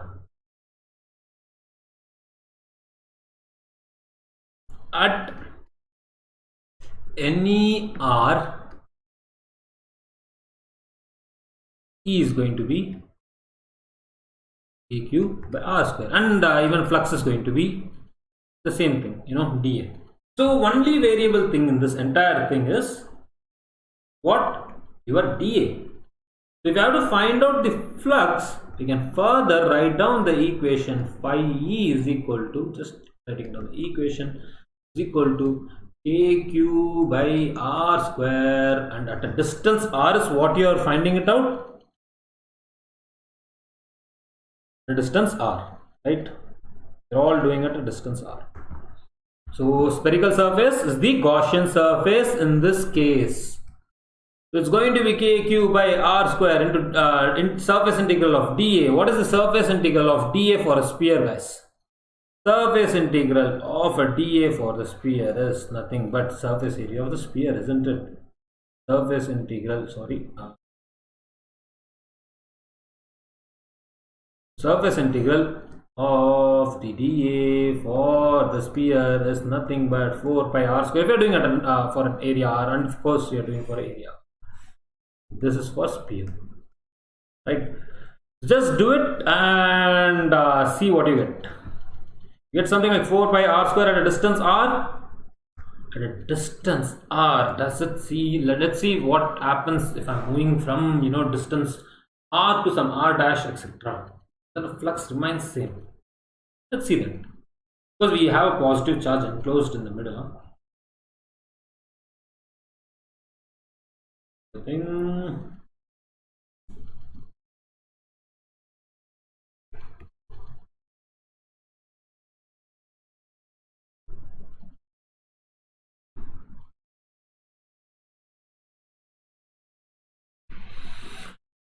So this would be k, we have to replace k. Now it's time to replace k.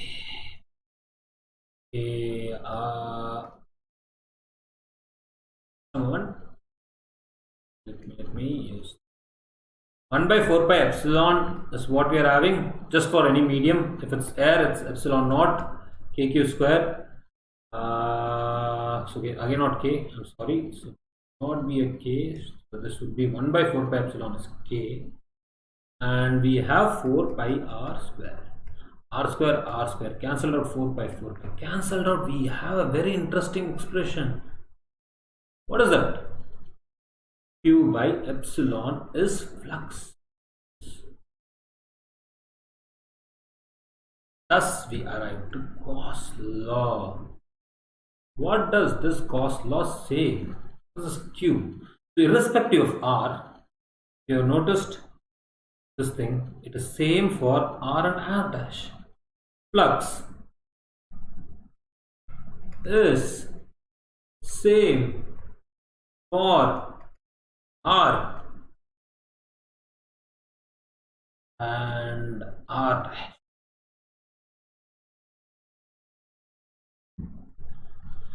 That is really simple, guys.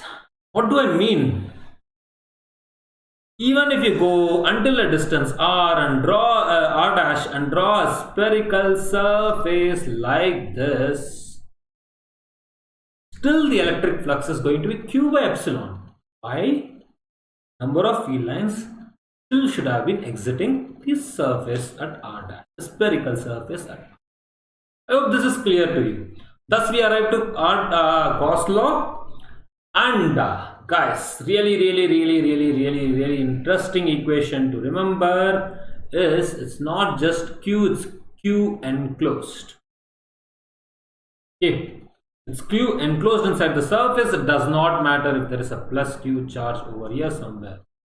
Intentionally brought it to the next page so that, and this point, if there is a plus Q over here or minus Q over here, whatever it is, now this electric field entering the surface, also exiting the surface. So now inside the Gaussian surface, no, like field is just exiting or just entering. So whenever only there is a charge enclosed, whenever there is a charge enclosed, there is only flux. There only would be flux.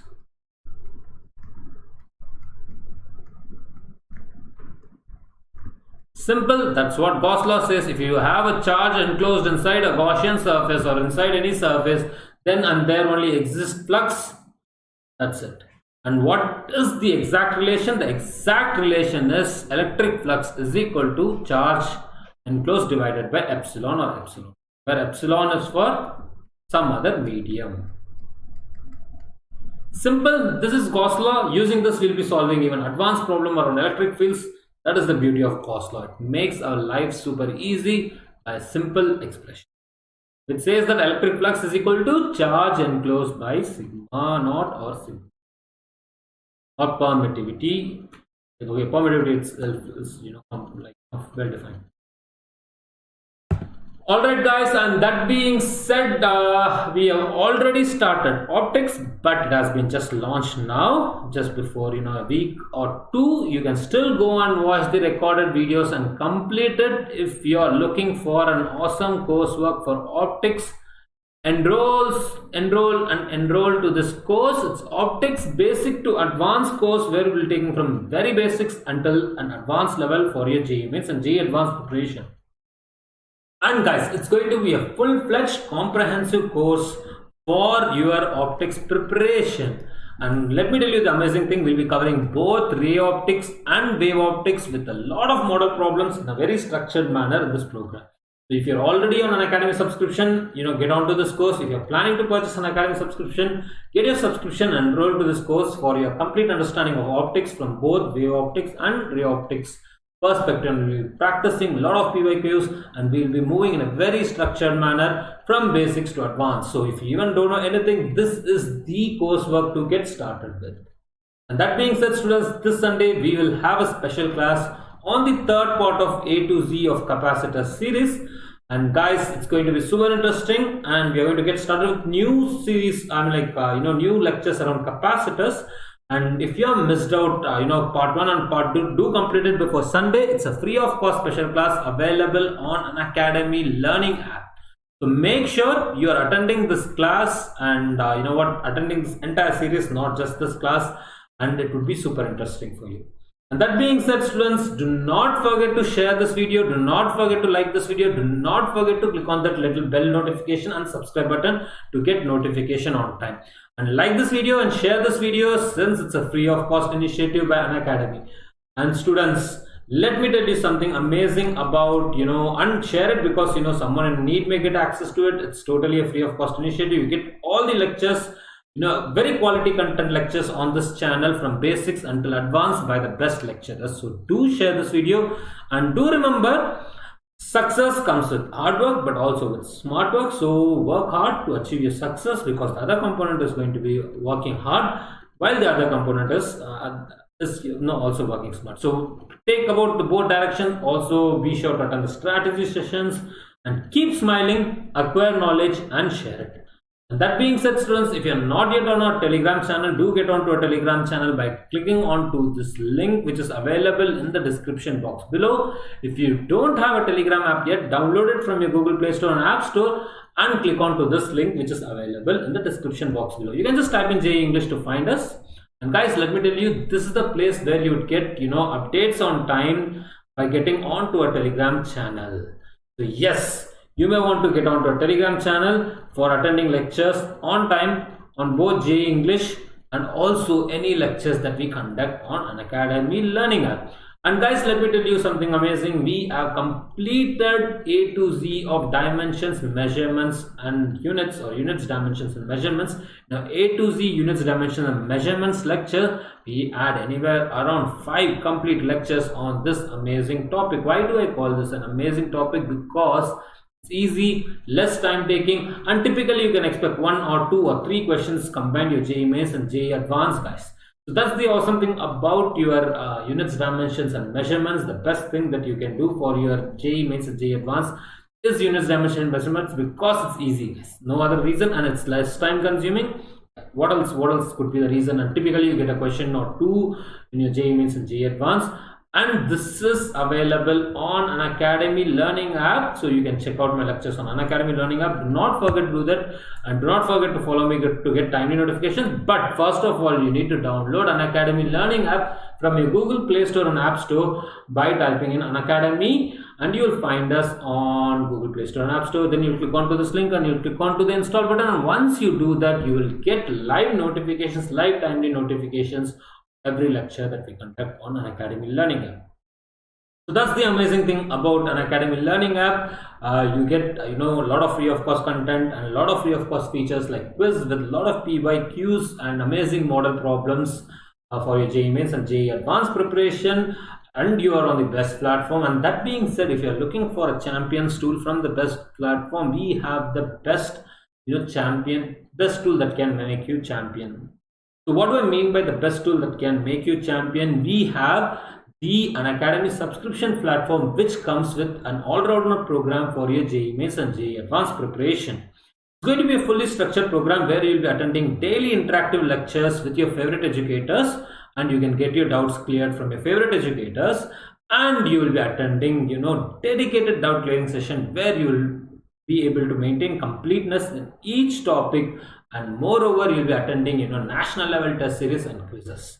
So that's the awesomeness of Unacademy subscription. And how do you avail this? You avail this by clicking on to the left hand top corner extension bar, by choosing plus, then choosing IIT JEE as your goal, and with this you are preparing for both JEE Mains and JEE Advanced, and then you will click on the get subscription button. With this one click you get unlimited access throughout that period.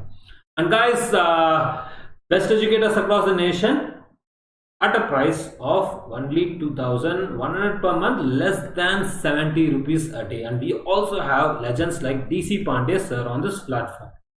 And you apply Murlidharan coupon to get to this price point or to get the best discount on your subscription purchase.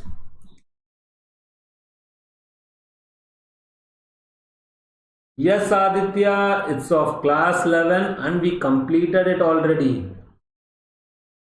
Vectors is already completed, right? Okay, you'll get to attend this on Unacademy Learning app. Don't worry, next thing we'll be doing next special classes will be on vectors. Okay.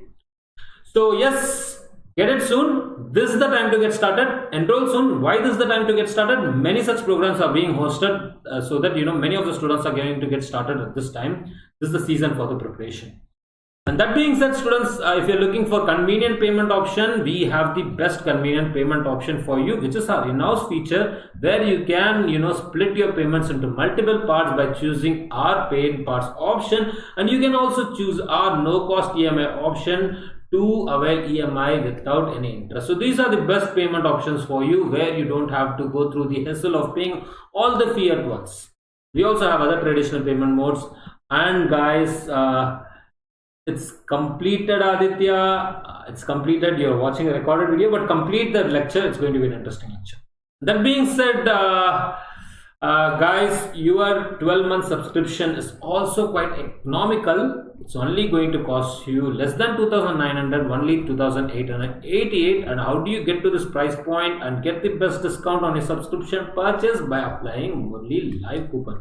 So get the best discount by applying Murli Live coupon and choose the right kind of program. And this program is typically meant for long-term and dropouts, because you will have dedicated programs that you can enroll in it. So yes, this is typically for long-term dropout and like in 12th class, and if you're planning to prepare for only 1 year, no plan of dropout. That being said, we have 6,000 plus programs for your JEE preparation. Recently we hosted many programs for IIT JEE preparation. So this is the time to enroll. It's going to be sometimes limited enrollment. So enroll soon and get started. This is the best thing that you can have here for your IIT JEE Mains and IIT JEE Advanced preparation. The Champions tool for both your IIT JEE Mains and IIT JEE Advanced preparation. And that being said, students, take care, stay safe, bye bye. Do not forget to share this video, and we'll see you in the next class.